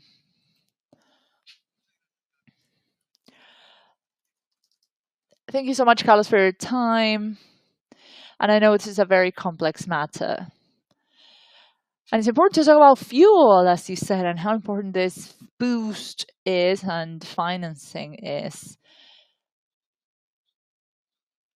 We need to have a collective goal so we can reach our destination. And we need to understand how each one of us can cooperate to reach our goal. But if we don't even have the car, let alone the fuel, then, or if we don't know where we're headed, then there's no point in having fuel. So that's why banks are so important. But money is not the answer. Money is just the need. It's the fuel. But if I don't know where I'm headed, then the fuel won't be of help at the end of the day. So that is the balance that we need to strike. A lot of people say we need the funding, we need the money. But yes, what do you want the money for? Clearly, this is a huge challenge that you have decided to tackle. And Juan Carlos, what's your opinion on this from a parliamentary point of view? Thank you so much, Martin, and I would like to thank CAF for hosting this. I'd like to begin by talking about my organization. Sometimes we have people that are not willing to have these kind of fruitful conversations. So once again, going to the Malocas, well, we think that the parliament is a sort of Maloca. At the end of the day, these parliamentary logics are very different to the Malocas because we are ruled by worldviews that are quite different. In the Malocas, we know that the collective interest is the ground and is what matters, but the collective goals and the collective benefits needs to be defined for everyone to for everyone to decide to participate. Whereas at the parliament level, we know that the majority rule prevails. So at the end of the day, there will always be a vision or a worldview that will be defeated. So the true consensus is not achieved. So congresses and the parliaments are not true consensus, but it's just a matter of my majority. So there's always a losing party. So having said that, I fully agree with what Gregorio was stating earlier. We need to change this paradigm. There should be a shift of the way we achieve or reach these consensus, and we need to listen to each other from a different point of view rather than trying to impose our own views on other people. At the end of the day, we need to learn from our elders so to avoid repeating the same mistakes over and over again. We've been experiencing a real war, and we know that the Amazon is the true victim of this war. Here in Colombia, I've been part of the team that drafted the Environmental Crime Act. And we know how important it is to fight against environmental crime. These are transnational crimes, deforestation, wildlife, traffic, amongst many other. And how important is it to talk about this topic within our own parliaments in order to achieve real results? So we know how difficult it is from our organizations to cooperate with other parliaments in Latin America. Yesterday, actually, we realized how many challenges we are facing. We've understood that this centralized colonialist mission from most governments in Latin America have disregarded these territories. You were talking about how many people live in the Amazon. Well, that figure does not amount to even the entirety of Colombia. If you think about Brazil, Peru, Bolivia, Suriname, Venezuela. In Colombia, we call the Amazon territory the other Colombia, this Colombia that is inhabited compared to the rest of the country, but it amounts to 47% of the national territory and the territory where we know that we have this greater mandate to look at. I'm part of the parliamentary network for the Amazon, and we can see how many indigenous women take part of parliaments in Latin America. I invite you to look it up. We have Pachacutil in Ecuador. And how about Colombia? How many indigenous women are part of the representatives of parliament in Colombia compared to other countries, for example, in Venezuela? So if political representation of those territories are not considered to the extent that they should be considered, then we are lost. We need to ensure true representation of those territories, because if we don't, then other territories will raise their voice above those underrepresented territories that are not properly looked after. There's a huge challenge. And there's a huge challenge here in terms of territorial guidelines. If we compare this to indigenous territories, thanks to the work that Fundación Gaia and Martín have conducted and other indigenous governments, as well as OPIAG, we can talk about ETIs, for example, the chance to allow for these Amazonian territories to hold their own indigenous governments. And I think this is the key to keep the Amazon alive. And this has nothing to do with the environmental aspect, but just to recognize and acknowledge the rights of indigenous peoples in the Amazon above all. Unfortunately, I know we don't have much time left because I see that we are limited in terms of time, but I'd like to conclude by saying that from a political point of view, we are quite concerned about the Amazonian cooperation. We are concerned about the fact that the OTCA does not have a chair or a head because of the childish fights that our leaders are carrying out. So this should be part of the presidential agenda. So the Latin American voice can take part of COP30 on climate change. We need to be able to move from adolescence to adulthood. So we can actually bring this to life to make sure that these Amazonian cooperation mechanisms are acknowledged, or else we will lose this opportunity in COP30. And this will be a true loss for Latin America and the Amazonian region. And lastly, we know that there are great challenges in terms of deforestation, the non-proliferation of fossil energies, that is fundamental. And we know that in Brazil, this has been incredibly ambiguous. We are not sure whether that territory has been deforested like it's happening in Colombia. There are great areas being exploited. And we know that deforestation is followed by mining companies that land on the area, as well as oil companies that exploit the greatest deforestation areas, both in Brazil and Colombia. And unfortunately, if that is the road that we are heading, then we cannot save our future. So this is quite a grim conclusion, but hopefully this will help lead the rest of the discussion. Thank you so much for your comments. And what I understand from what's been shared so far is that ever since we began with Angelica, we've discussed the need to have a joint purpose. We have a system. And perhaps the problems that we've faced so far is how to face the Amazon from an individual point of view of each country. perhaps we could reduce or try to reduce deforestation. We've clearly tried to restore this territory with poor results. For example, the problem is security is quite relentless. We won't be able to tackle security. Yes, if when we try to restore the area, we're going to get killed, then of course we can't conduct restoration or preservation. If all organized crime gangs are joined in this area, Venezuela, Colombia, Ecuador, Peru, and Brazil, if they are more wealthy than the countries as a whole and they have better coordination, cooperation, then unfortunately we are lagging behind. Many of our countries don't even have environmental justice systems. And this is what's making us lagging behind. And we can't cooperate because there's a stark inequality in our regions.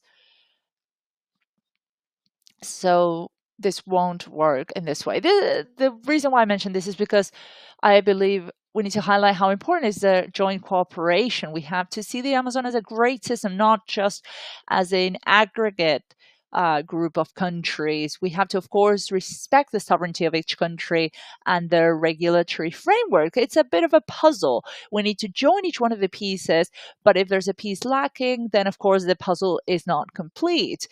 We need to create this big picture by using the different pieces, but we need to respect the place that each one of the pieces has.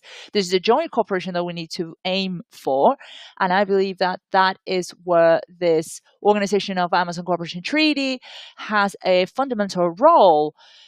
I know that each one of the organizations have its own movement within its regions, but perhaps just to wrap up this session, I'd like to say that if each one of us, by following this same order, perhaps you could share in a nutshell 3 words, where would you point?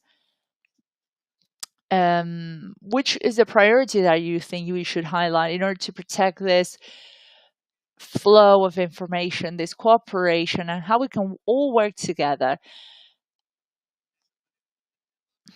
So just to conclude, hopefully you can do it in just a minute, because I know it's a very complex issue.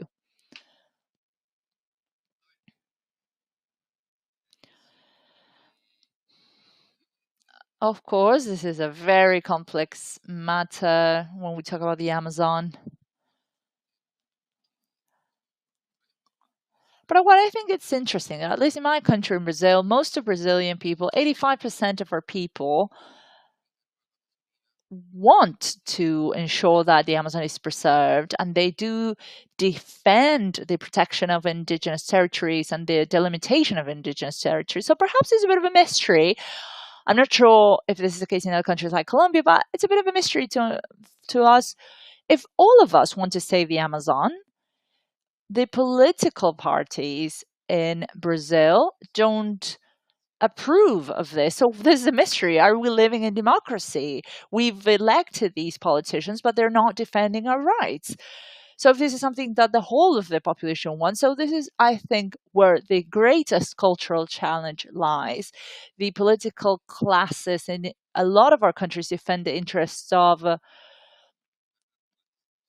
the agricultural, for example, parties that are fully dominating the parliament and the Congress in Brazil. So how to face this? Well, I think this is quite challenging. There should be a cultural shift. People should stop voting for politicians that are negating and denying climate change, for example, and denying the truth of what is happening. Unfortunately, we know that our population are concerned with climate change and the Amazon, but in Brazil, we end up electing politicians that deny the existence of this issue. So I think that's where the main cultural challenge lies in our different democratic systems. Of course, I'm not even talking about ideologies here, but we need to elect politicians that understand the risks that our countries are facing when it comes to the preservation of the Amazon. Thank you so much for allowing me to share my views. I'd like to leave you with a question. What matters the most, oil or gold, or to save biodiversity and climate? This is the greatest question that we have. We can't separate climate from biodiversity. We have a climate COP conference. We have one on financing. We can't just isolate these two topics. We have to ensure that this vision is political. We have to defend the lives of our peoples, not just the indigenous peoples. And we have to head towards solutions. And we're going against this current. So I think each one of these contributions could amount to a solution. Once again, I'd like to reiterate, look inside, look into your own hearts and your own thoughts. I think that the whole of humanity is headed towards self-destruction and it's moving too fast. And let's go over these things. We need to strike a balance. After 15,000 years, we keep saying this. We call our land our motherland, our Mother Earth. This is what we refer. And people think we are insane, that we're crazy, that we think planet Earth is our mother. But at the end of the day, the people that think this way are the people who are damaging our planet. Thank you very much. I'd like to say that these small banks also have a heart, but of course we have state shareholders as well. And at the end of the day, we need to really understand where resources are being allocated. We need data, we need hard information. That's why we need to work with these organizations in order to fully understand what is happening, where the greatest issues are detected. Secondly, we need to ensure regional cooperation, of course, and this is something that everyone's referred to. But in order to tackle these issues, and when we see that the different regulatory frameworks are different and the approach changes different depending on the countries, then of course we also need to understand who are interlocutors are. In each one of the countries, the ecosystem is fundamental, and we're fully aware of this. But in a way, we need a voice that represents the Amazon. This is a voice shared by 8 countries, so we need to work hard to understand that each one of these countries are represented. I think this is key, and this Declaration of Belen was very important. It was quite long, but it was very important to ensure this communication, this exchange, and this is where our heart and our money is. And at the end of the day, this is your money.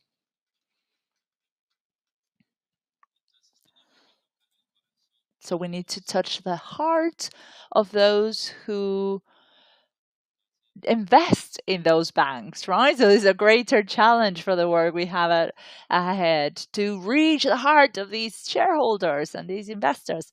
So in line with what our colleague Carlos mentioned, we need to strengthen our organization because of the situation we're undergoing. We need to reinforce this engagement of this pledge through the Declaration of Belen, which is something overdue and incredibly urgent, not just because of the climate emergency, but also the governance emergency that we are facing.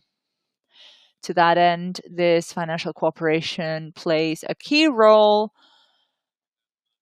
And as you said, these plans need to be considered as well by the corporation.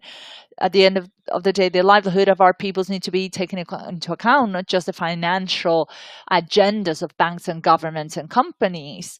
This also needs to take into account the economies of the circular economy of women and children, who also play a fundamental role in the system, and that the energy transition has to involve the peoples as well as the grounds of nature that builds this agenda.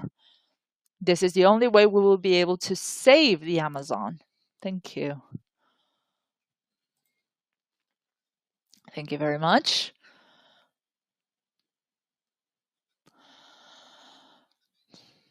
I think it's quite hard to wrap up in just a few words. We have a lot of people attending this conference, and we're all talking about when, how much needs to be done. And I know that this has been said many times, but we need to work jointly. It might sound as a cliche, but I see men and women working here as well. Working together is important, but how? When? We need guidance. We need someone steering the ship. We have 8 presidents of the Amazon country, and they've all been elected.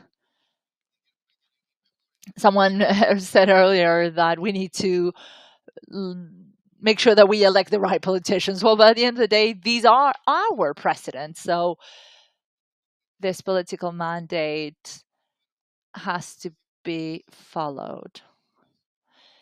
This is a commitment that needs to be taken into account, and working jointly. In each one of the countries, forests are defined in a different way. So perhaps we could say, if instead of defining what a forest is, we could just go to the definition of the FAO and see what they said. Perhaps that is just a way of resolving these issues. The English booth apologizes. The sound from the floor is breaking up quite a bit. Martin, perhaps to wrap up, I'd like to say that we need to come to an agreement in terms of the simplest terms.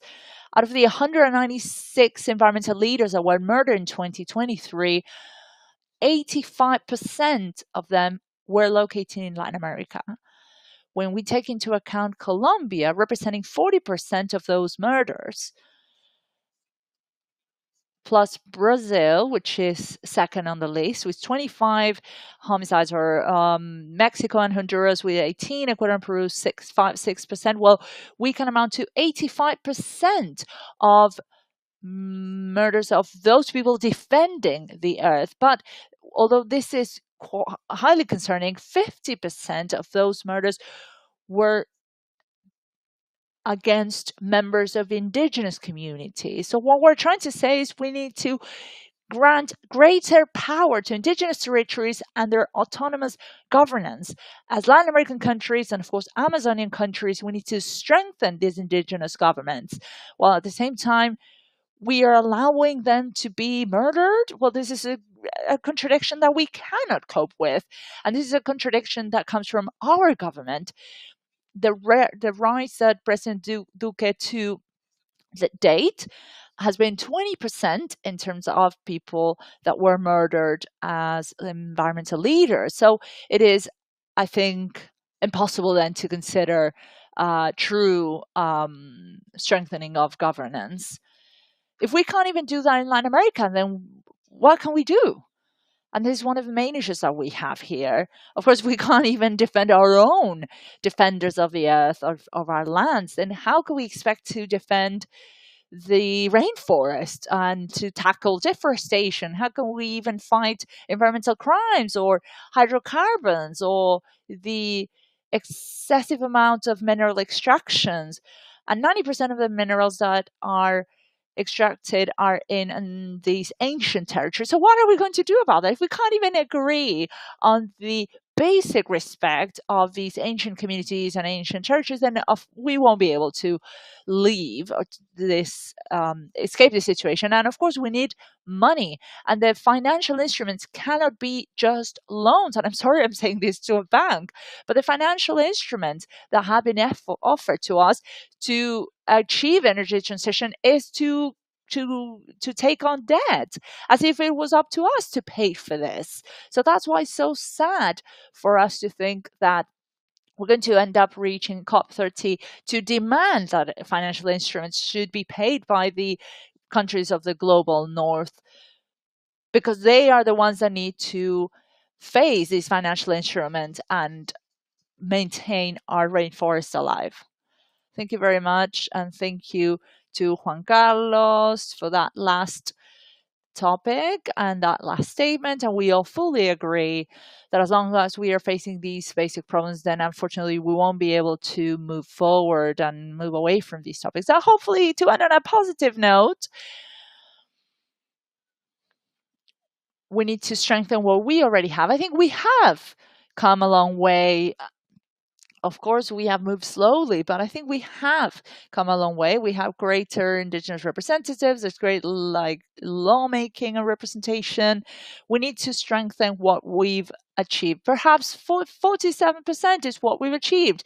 Then let's keep strengthening this and articulating this with our government. When we talk about security and the crime, well, in order to tackle this, then we need to keep working on ensuring greater legal frameworks and monitoring and surveillance. And of course, security can be achieved by many factors, not just by involving law enforcement, but that is why we need to hold hands and work together. And I think this is also achieved through a political lens. One of the main problems that we have is that it's 8 countries taking part in this. So everyone wants to defend their own interests, and we end up fighting because we all want the money and there's divides between us. We end up looking at this as if it were a pie that we need to share. But how can we move away from this? Let's try to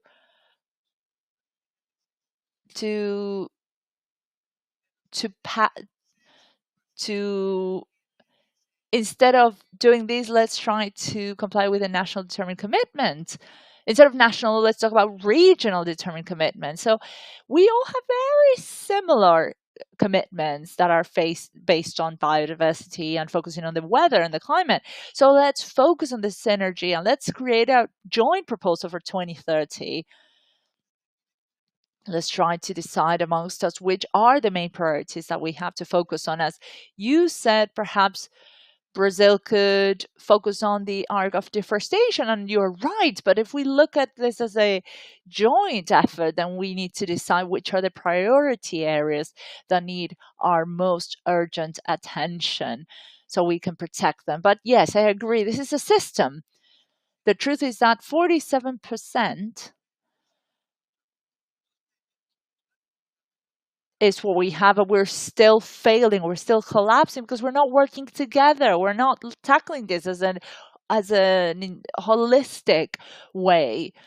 We sometimes look away from the main topics and we focus on our own single agenda because, of course, each one of the countries have their own issues and perhaps they decide to defend specific aspects like deforestation or restoration for political or economic reasons or security reasons. So we have to see this as a whole.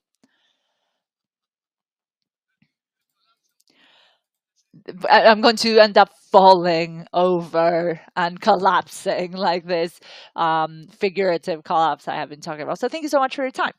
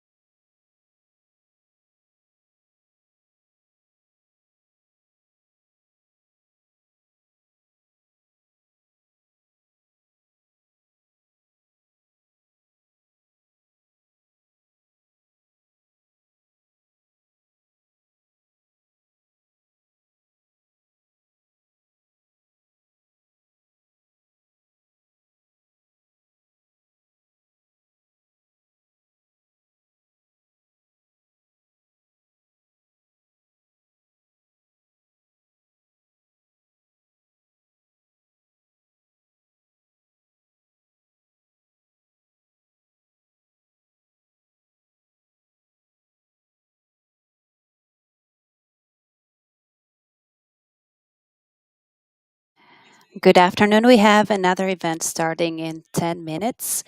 Please, if you come down off the platform, we'd appreciate it. Thank you.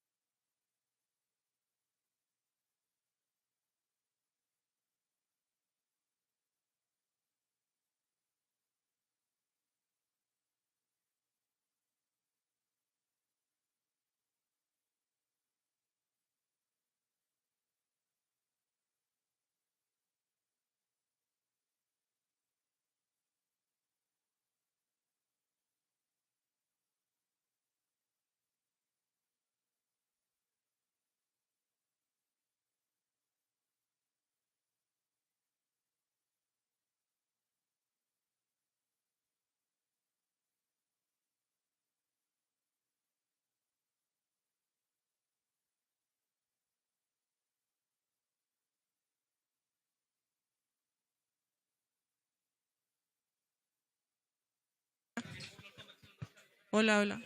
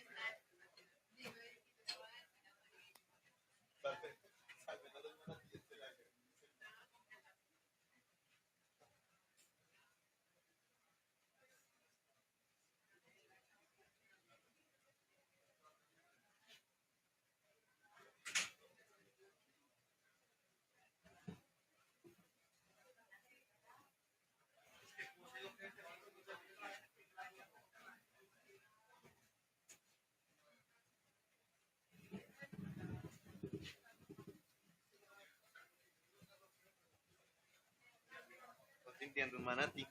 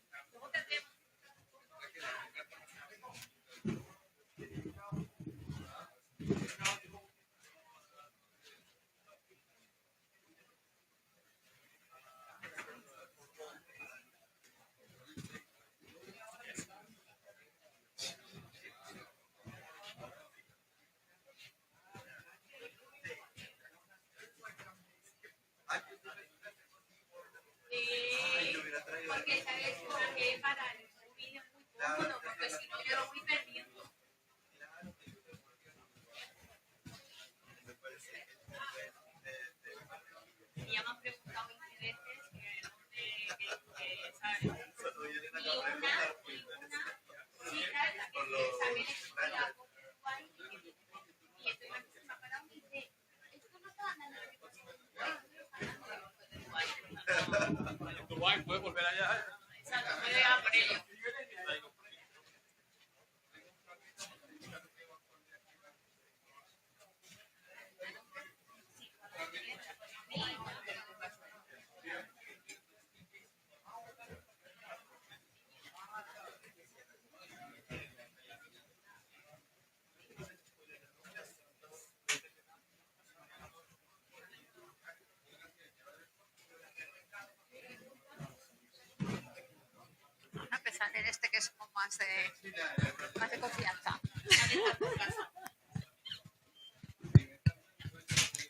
Bueno, vamos a...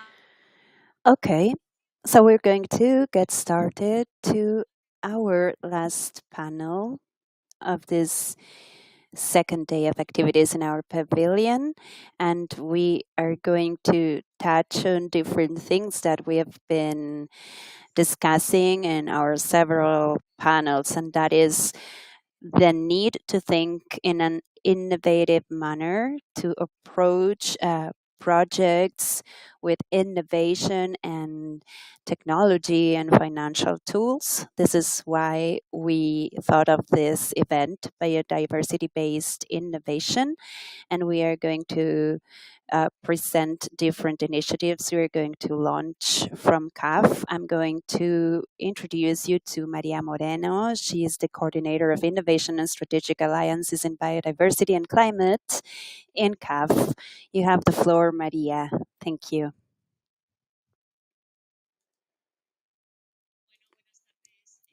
Good afternoon. As Alicia said, my name is Maria Moreno, and I'm here to introduce you to our based innovation project based on biodiversity. We've been working on it with several allies, and we will introduce you to them in this panel. Before getting started, and for everyone to know about the context, I would like to go back to the starting point. At the beginning of the year, we asked ourselves, what can CAF contribute to the innovation in climate action and positive biodiversity in Latin America and the Caribbean? We understand the ecosystem is very rich. We have several actors working, philanthropy, the private sector agents, the civil society, everyone's carrying out very diverse initiatives with different goals and objectives. So our question was, what can we contribute and what can we do as CAF? And after an investigation and analysis work, we came up with the structure of this initiative. And this is what we are presenting here. We wanted to come up with an innovation program focused on biodiversity. We know there are many labs or innovation projects that are more focused on mitigation, and it's easier for them to capture resources. But our idea was that we wanted to change or revert this trend and start mobilizing resources for a greener region and to be focused more on biodiversity. We want to have an enabling role. We want to create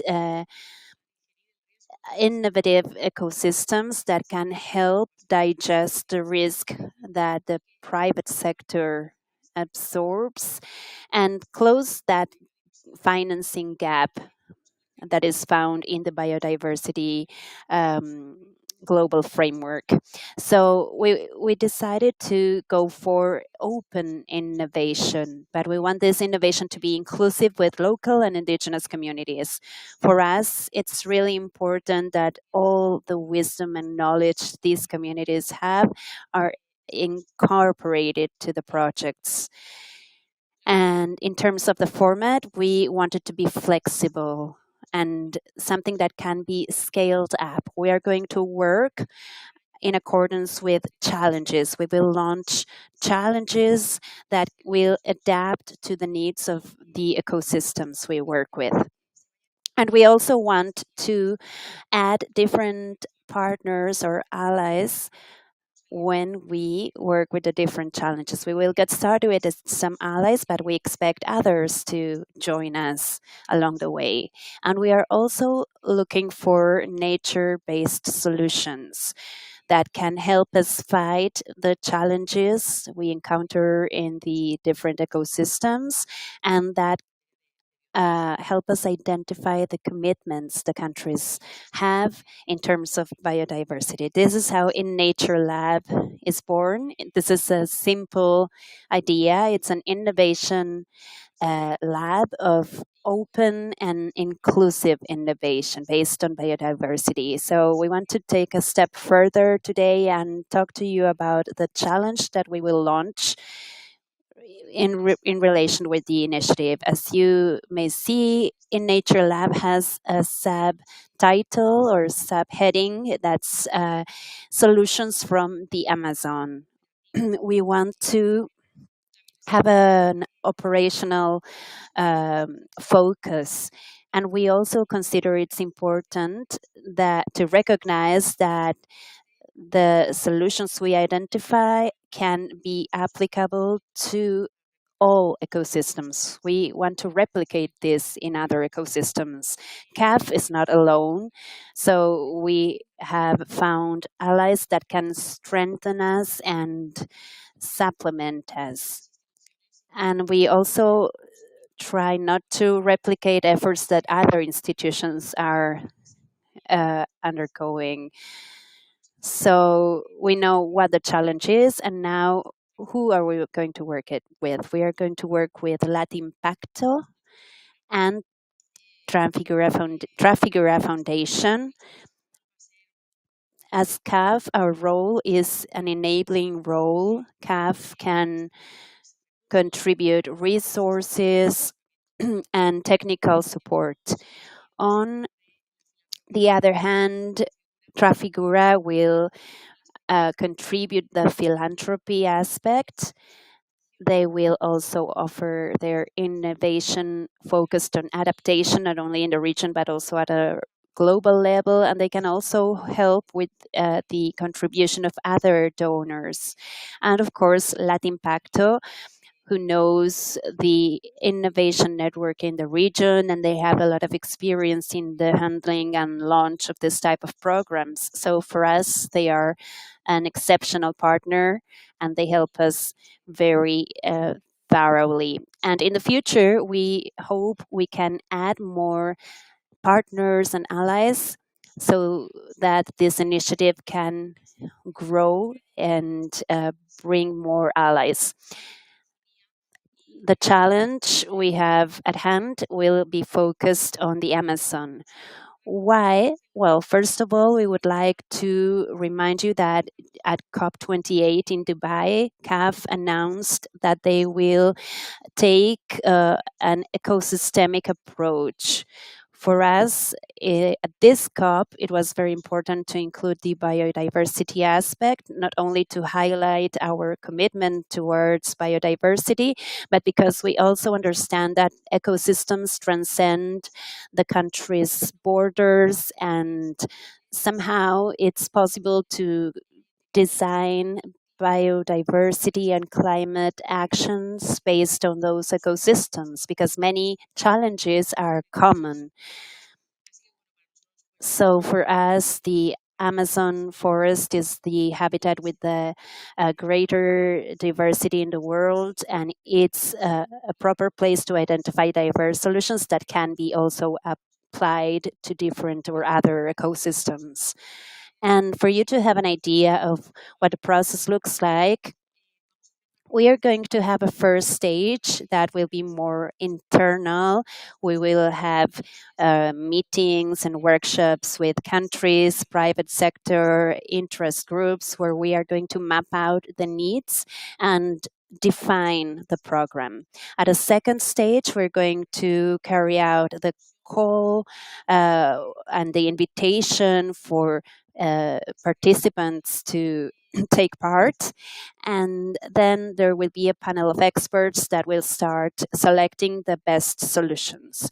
After that, we will start the third stage, which is called acceleration. All the participants will have support, they will be trained, they will receive mentorships, they will prepare their investment pitches, and they will be in touch with different investors. And lastly, the last stage will be the stage where the selected participants will present their initiatives, and they will be brought to different events. For example, they will attend COP30 and Latimpacto conference next year. The aim is for investors in the private sectors to see that they can have opportunities to invest in biodiversity. Finally, we want to thank everyone's participation. We are all part of this innovative ecosystem in biodiversity, and we hope you can support us in the dissemination of our invitation. And now I'm going to invite Rolando Andrade, consultant for innovation and strategic alliances, and I'm going to invite Juan David Ferreira of Latimpacto and Darío Soto from Trafigura. Welcome. Hello. Good afternoon. First of all, my name is Rolando Andrade, and I work in the Innovation and Strategic Alliances team in Biodiversity and Climate. Welcome to this panel. What we want to do here is land all these ideas Maria just presented. Thank you, Maria, for your introduction. Thank you to everyone who is here. Thank you, Juan David and Darío, for being here. Thank you for participating in the project, and thank you for coming all the way to Cali. First of all, I want to start by sharing a reflection that Alicia already mentioned in her opening remarks, but I think there are some common threads that we can reflect on. Anna Stewart, the executive director of EA, talked about their initiative, and they said that it's very important that everything we are doing can also be aligned with the commitments Brazil has. And while I was listening to this, I was thinking, okay, we want to support ecosystems, we want to support countries, so how can we strike that balance and think that there are other institutions that are also working besides what we are doing? I'm going to ask a few guiding questions, but they are all connected to what I just said. I wanted to start with Juan David, but Darío, feel free to interrupt whenever you need to. So Juan David, from this role, when you're trying to align all this work, what role can innovation have, and why is it important to meet all the objectives, and what are the challenges to develop innovation projects in this area? Thank you very much, Rolando. And of course, thanks to CAF for being such a great ally to Latimpacto. This is something we've been discussing for several months with Alicia, with Maria, with Rolando, with the whole Latimpacto team. We're happy to have Darío as an ally.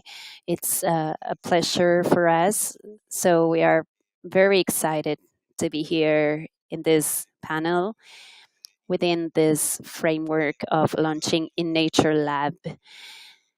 So to answer your question, Rolando, first of all, I would like to tell you a bit about Latimpacto so you can understand how related we are with the innovation concept. We regard ourselves as an ecosystem builder based in Latin America.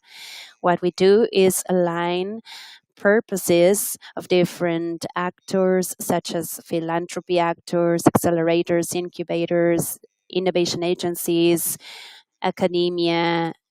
So we work with them in building knowledge, in articulating initiatives, and in mobilizing capital. So we do all this so we can have a more effective system. And when we talk about innovation, we want to connect it with these two aspects, that we can get to more effective and efficient results. We know that with philanthropy, each dollar needs to be used as efficiently as possible. So for this purpose, the philanthropic actors were called to work a lot more with innovation, as well as investors who are impactful at a general level. So for us, it's very important to consider innovation.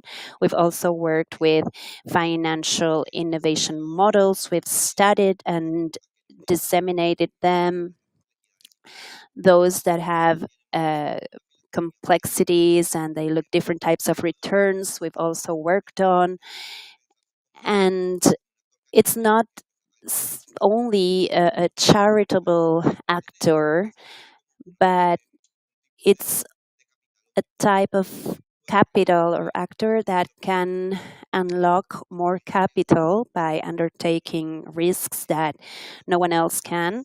And also, if we think more openly and we bring other types of actors to collaborate, that's where we see the positive aspect, because we can think of efficiency and effectiveness, and we connect all these to innovation. Something else that is really important is that innovation, it's a pretty elastic or broad concept. It can have different definitions.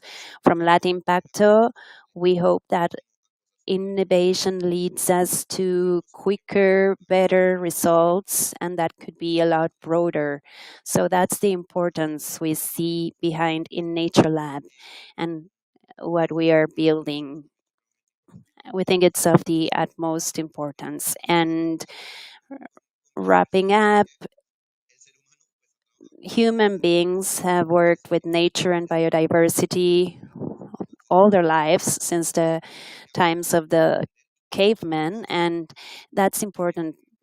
We have to work and learn with nature, so we have to go back to those roots and get involved and interact with nature. There are organizations, communities, indigenous peoples that have been doing this for ages, and we want to make them visible. We want to connect them with actors that can help them, and we want to help them scale up their activities. So we want to find those solutions that are in the field, that are quite recent, and we want to use effective and efficient principles so they can have a broader coverage. That's why we think this project is so important. Thank you a lot, Juan David. I completely agree with what you're saying and with what you were saying at the beginning about the role of philanthropy and how we can leverage more resources. We were discussing the role of CAF as a green bank, but another fundamental objective behind our strategy is to mobilize resources for the benefit of the region, and this includes communities.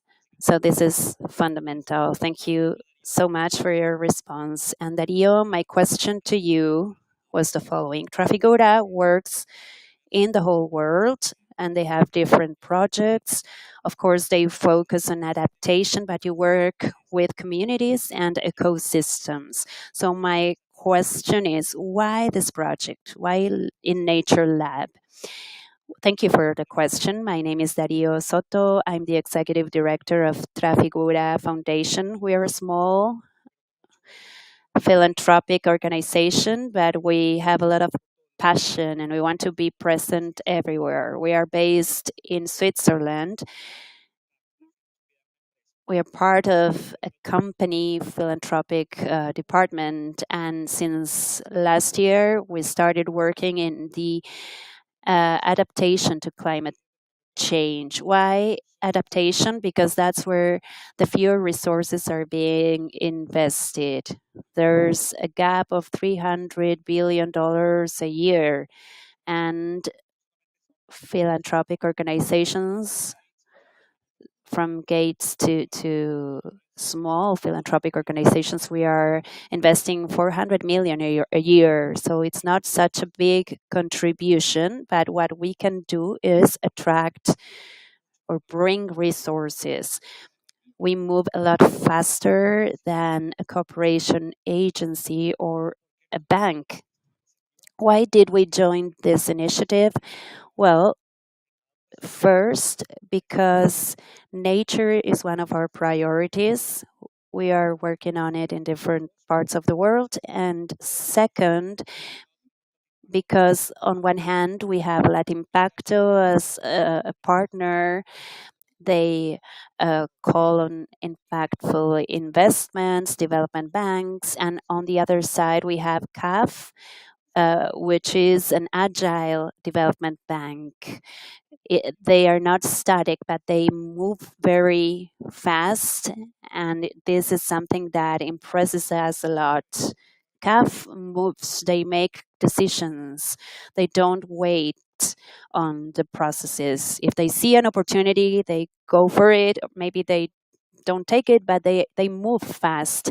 We started talking with Maria in Oaxaca a month or a month and a half ago, and I was surprised to see that after a week, we were already discussing the resources, how we move forward, how do we invest. So this is one of the reasons why we decided to go for this. Everyone wants to innovate, and the opportunity is to put these resources into the table for the communities, for the indigenous peoples. And the idea is that we are all capable, together with CAF and other investors, to bring those resources. So we are not left with the technical support or assistance, but the idea is that we can bring those resources quickly enough for the community. So this is a dream for us. Thank you so much for considering it's a dream for you, because it is for us as well. And Maria was stating it at the beginning. She said that we started with this a few months ago, and this is something that is underway. The last few months were crazy, but it was a quite lengthy process. But we were able to pull it off right. It's great that you see us as an efficient actor. I would like to bring back another idea Maria was mentioning, and that's open innovation. So I think it's worth reflecting on this tool. What do you think, Juan Martin? And for us that we are working in biodiversity, how can open innovation be inclusive, include communities? Is there something we need to consider from Latimpacto so it's inclusive? Claro que sí. Yes, absolutely. Let's try to keep it simple. Open innovation has a main goal, which is collaboration. And this initiative, we work in order to find solutions in a collaborative and participatory way in order to tackle challenges that I haven't identified. I think that's the main goal. Or perhaps these challenges are identified unilaterally by one stakeholder. So we bring together experts and other stakeholders to identify these problems, or perhaps we work with InNatureLab in order to address these common problems that might also affect the private sector and governments. I think that this is one of the priorities that CAF has in order to identify these challenges and also to find the solutions at a joint level as well through the involvement of the main stakeholders. And that's why Latimpacto plays a key role to this regard. We are a different network. We're not just a network that works through philanthropic means or accelerators or the academia. We work hand in hand with each one of the organizations that create capital funding for social purposes, and this is what allows us to connect these organizations with similar goals and purposes, but of course having different routes, perhaps investors, donors, or organizations that help strengthen these initiatives. And this has allowed us to launch very good projects. We like to refer to these as unexpected alliances, for example, between the academia and other organizations. And this is fundamental for these open innovations to try to align different stakeholders that typically would have different perspectives. And how can these be aligned? I think this is one of the main goals that we have, and this is why this project is so important. And of course, when it comes to the Amazon, this is something that we've been working on for several years. In fact, this year we've been able to launch our first fellowship for the Amazon project. And we've been able to realize that we're constantly talking about building and helping the Amazon from, for example, the JP Morgan building in New York. Lots of projects support the Amazon, but this is just in theory sometimes, and these challenges are still in place. So that's why we need to involve these different stakeholders, the philanthropic aspect, investments, and governments. And of course, we need to give and to recognize the importance that indigenous communities have in countries like Brazil, and also how we can help that worldview and respect that worldview and align that with the impact that the global north might have, or other companies providing capital investment. So we've recognized an important challenge, and one that we want to take on, and that we think is one of the key elements here.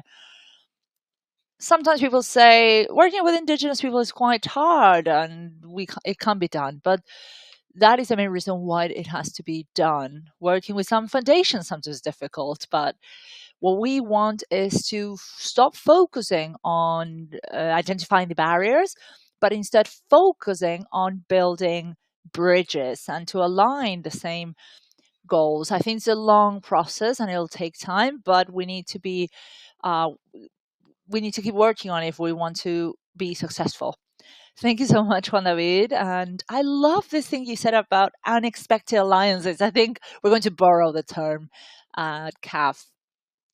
But these unexpected alliances are quite interesting. And going back to something that happened yesterday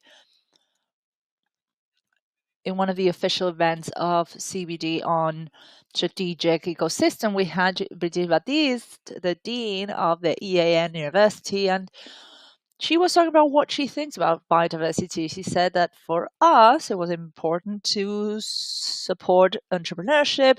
So in the academic programs, they include this so that the students can learn about this from the very beginning.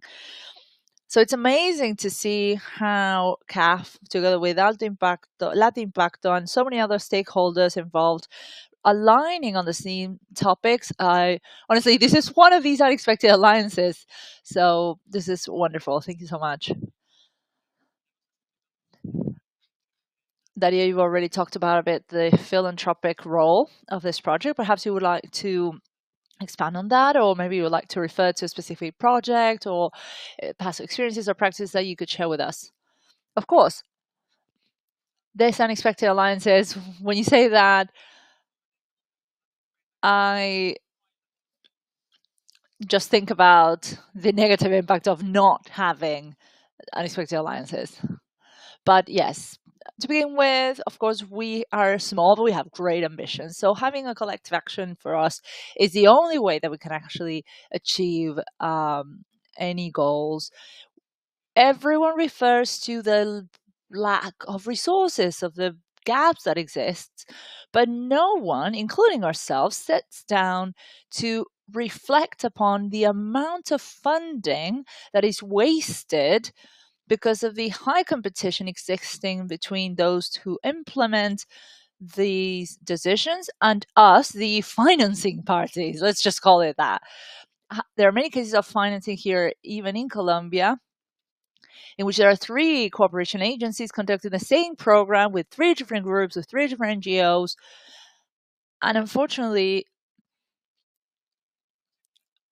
10 years ago, I approached this lady in Tumaco, and I was quite naive at the time. And I thought, this woman, she's a leader. I want to ask her what her role is there.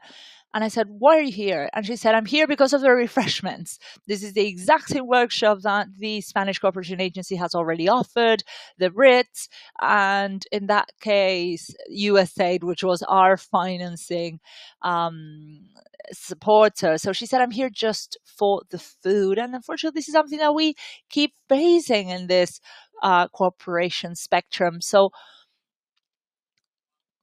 it's worth mentioning. So what we've decided was to use this flag of collective action to guide our steps. We know that in the area of cooperation, there are resources for everyone. So let's just make sure that each one complies with their part and fulfills their role so we can complement each other rather than take away from each other. So that's why we highlight this concept of collective action. And in terms of experiences, well, we really enjoyed our experience with Latin Impacto. We joined them a year ago. This is the first time ever that I've attended a sub-conference. And it was amazing, really, to see all these organizations, philanthropic organizations, governments, sitting together and discussing how these efforts will be coordinated. There's another experience that I would like to share with an organization that is not here at this event today, with Nature Conservative. It's called Enduring Earth. There's one here in Colombia as well. And what struck me about this is that Nature Conservative is one of these biggest players in development, and they are working with WWF, which is in a way the competition, but of course in the NGO world we don't talk about competition. And they've been able to coordinate efforts, and they're working with a pure fund at a global level. They've created a 2030 conservation program, how they can achieve the greatest conservation of land, territory, seas, and marine life. And I think this is amazing because they are the example that we needed to see, that we can work together. I was invited to a meeting in New York to all the investors that were together discussing how these kind of efforts that are collective could be financed, could receive funding. And I was amazed at this. We're used to people saying, oh, this is my partner, this is my investor, this is my client, I'm not going to introduce you to them. But this was an excellent example of how these cooperation initiatives can work. And at the end of the day, these were two experiences that gave me back this hope that cooperation actually works, and that the last 25 years of my life have not been a waste. So this is something that I share with anyone these days, because we need to make the most of any resources we have in our philanthropic sphere. So for example, saying, if I bring in $1,000, then you should bring $1,000 as well. And the same happens with other amounts. With Catalan Impacto, of course, we're going to offer the initial resources, but we'll sit down with our team and say, we're going to offer this much more if you can bring this much more from another source. So this is our law. This is how I believe that collective action is the only way forward. I love to hear about this the story of hope and how we can all share this hope through this project. And I will also like to echo this idea of collective effort and collective action, which is very much aligned with what Maria was sharing in her presentation. I'd like to now move on to another part of this presentation. Before we wrap up, I'd like to take away messages from you, taking into account that we have people here present and online as well from all over the world, and especially from Latin America and the Caribbean. What kind of messages would you like for people to take away from this innovation panel on biodiversity? Well, my first message is it is possible to do this. Secondly, innovating can be done through resources that are other than technical training, because I think people are in need of something else, not just technical training. And my message for investors and NGOs is trust the communities, trust the people. They're just asking for resources. They're not asking for more workshops and trainings. Of course, they're saying, look, we need to implement this. We have the solutions. Please invest in us, in these resources, and let's just avoid these middlemen taking away from these investments. I fully agree with what Dario just said. And there are two things that I would like to share as a takeaway message. First of all, let's acknowledge the power of collective action. And this is something that we're going to conduct in our lab of collective action in Latin Impacto and CAF as well. Hopefully we'll have more partners in the future that can share this goal with us for COP30. Of course, this is a learning process, but these are great opportunities to align our visions, to connect our purposes, and to make sure that we're all pulling onto this same side and driving towards the same goal. And also, I'd like to say that we need to acknowledge the capacities that we have in our territories for innovation. The indigenous peoples, if I'm not wrong, they are the keepers, the guardians of 80% of our land, and they have really been exceptional in the way they've guarded and protected Mother Nature. So I am confident that we will be able to find inspiring results. And at the end of the day, how do we start these opportunities? How do we enable these opportunities in order to streamline these resources onto the right means? And of course, as Michael here said, it's not about the trainings and the 18 trains that are available, but to enabling the access to resources and how these resources can be used. So collective action and innovation based on trust are, I think, the keywords here. Thank you so much, Dario. And finally, we will sign a joint declaration with CAF and Latin Impacto. But before we do that, I'd like to hear a round of applause for our panelists. Thank you. And thank you to all our participants here today. Here we have our declaration.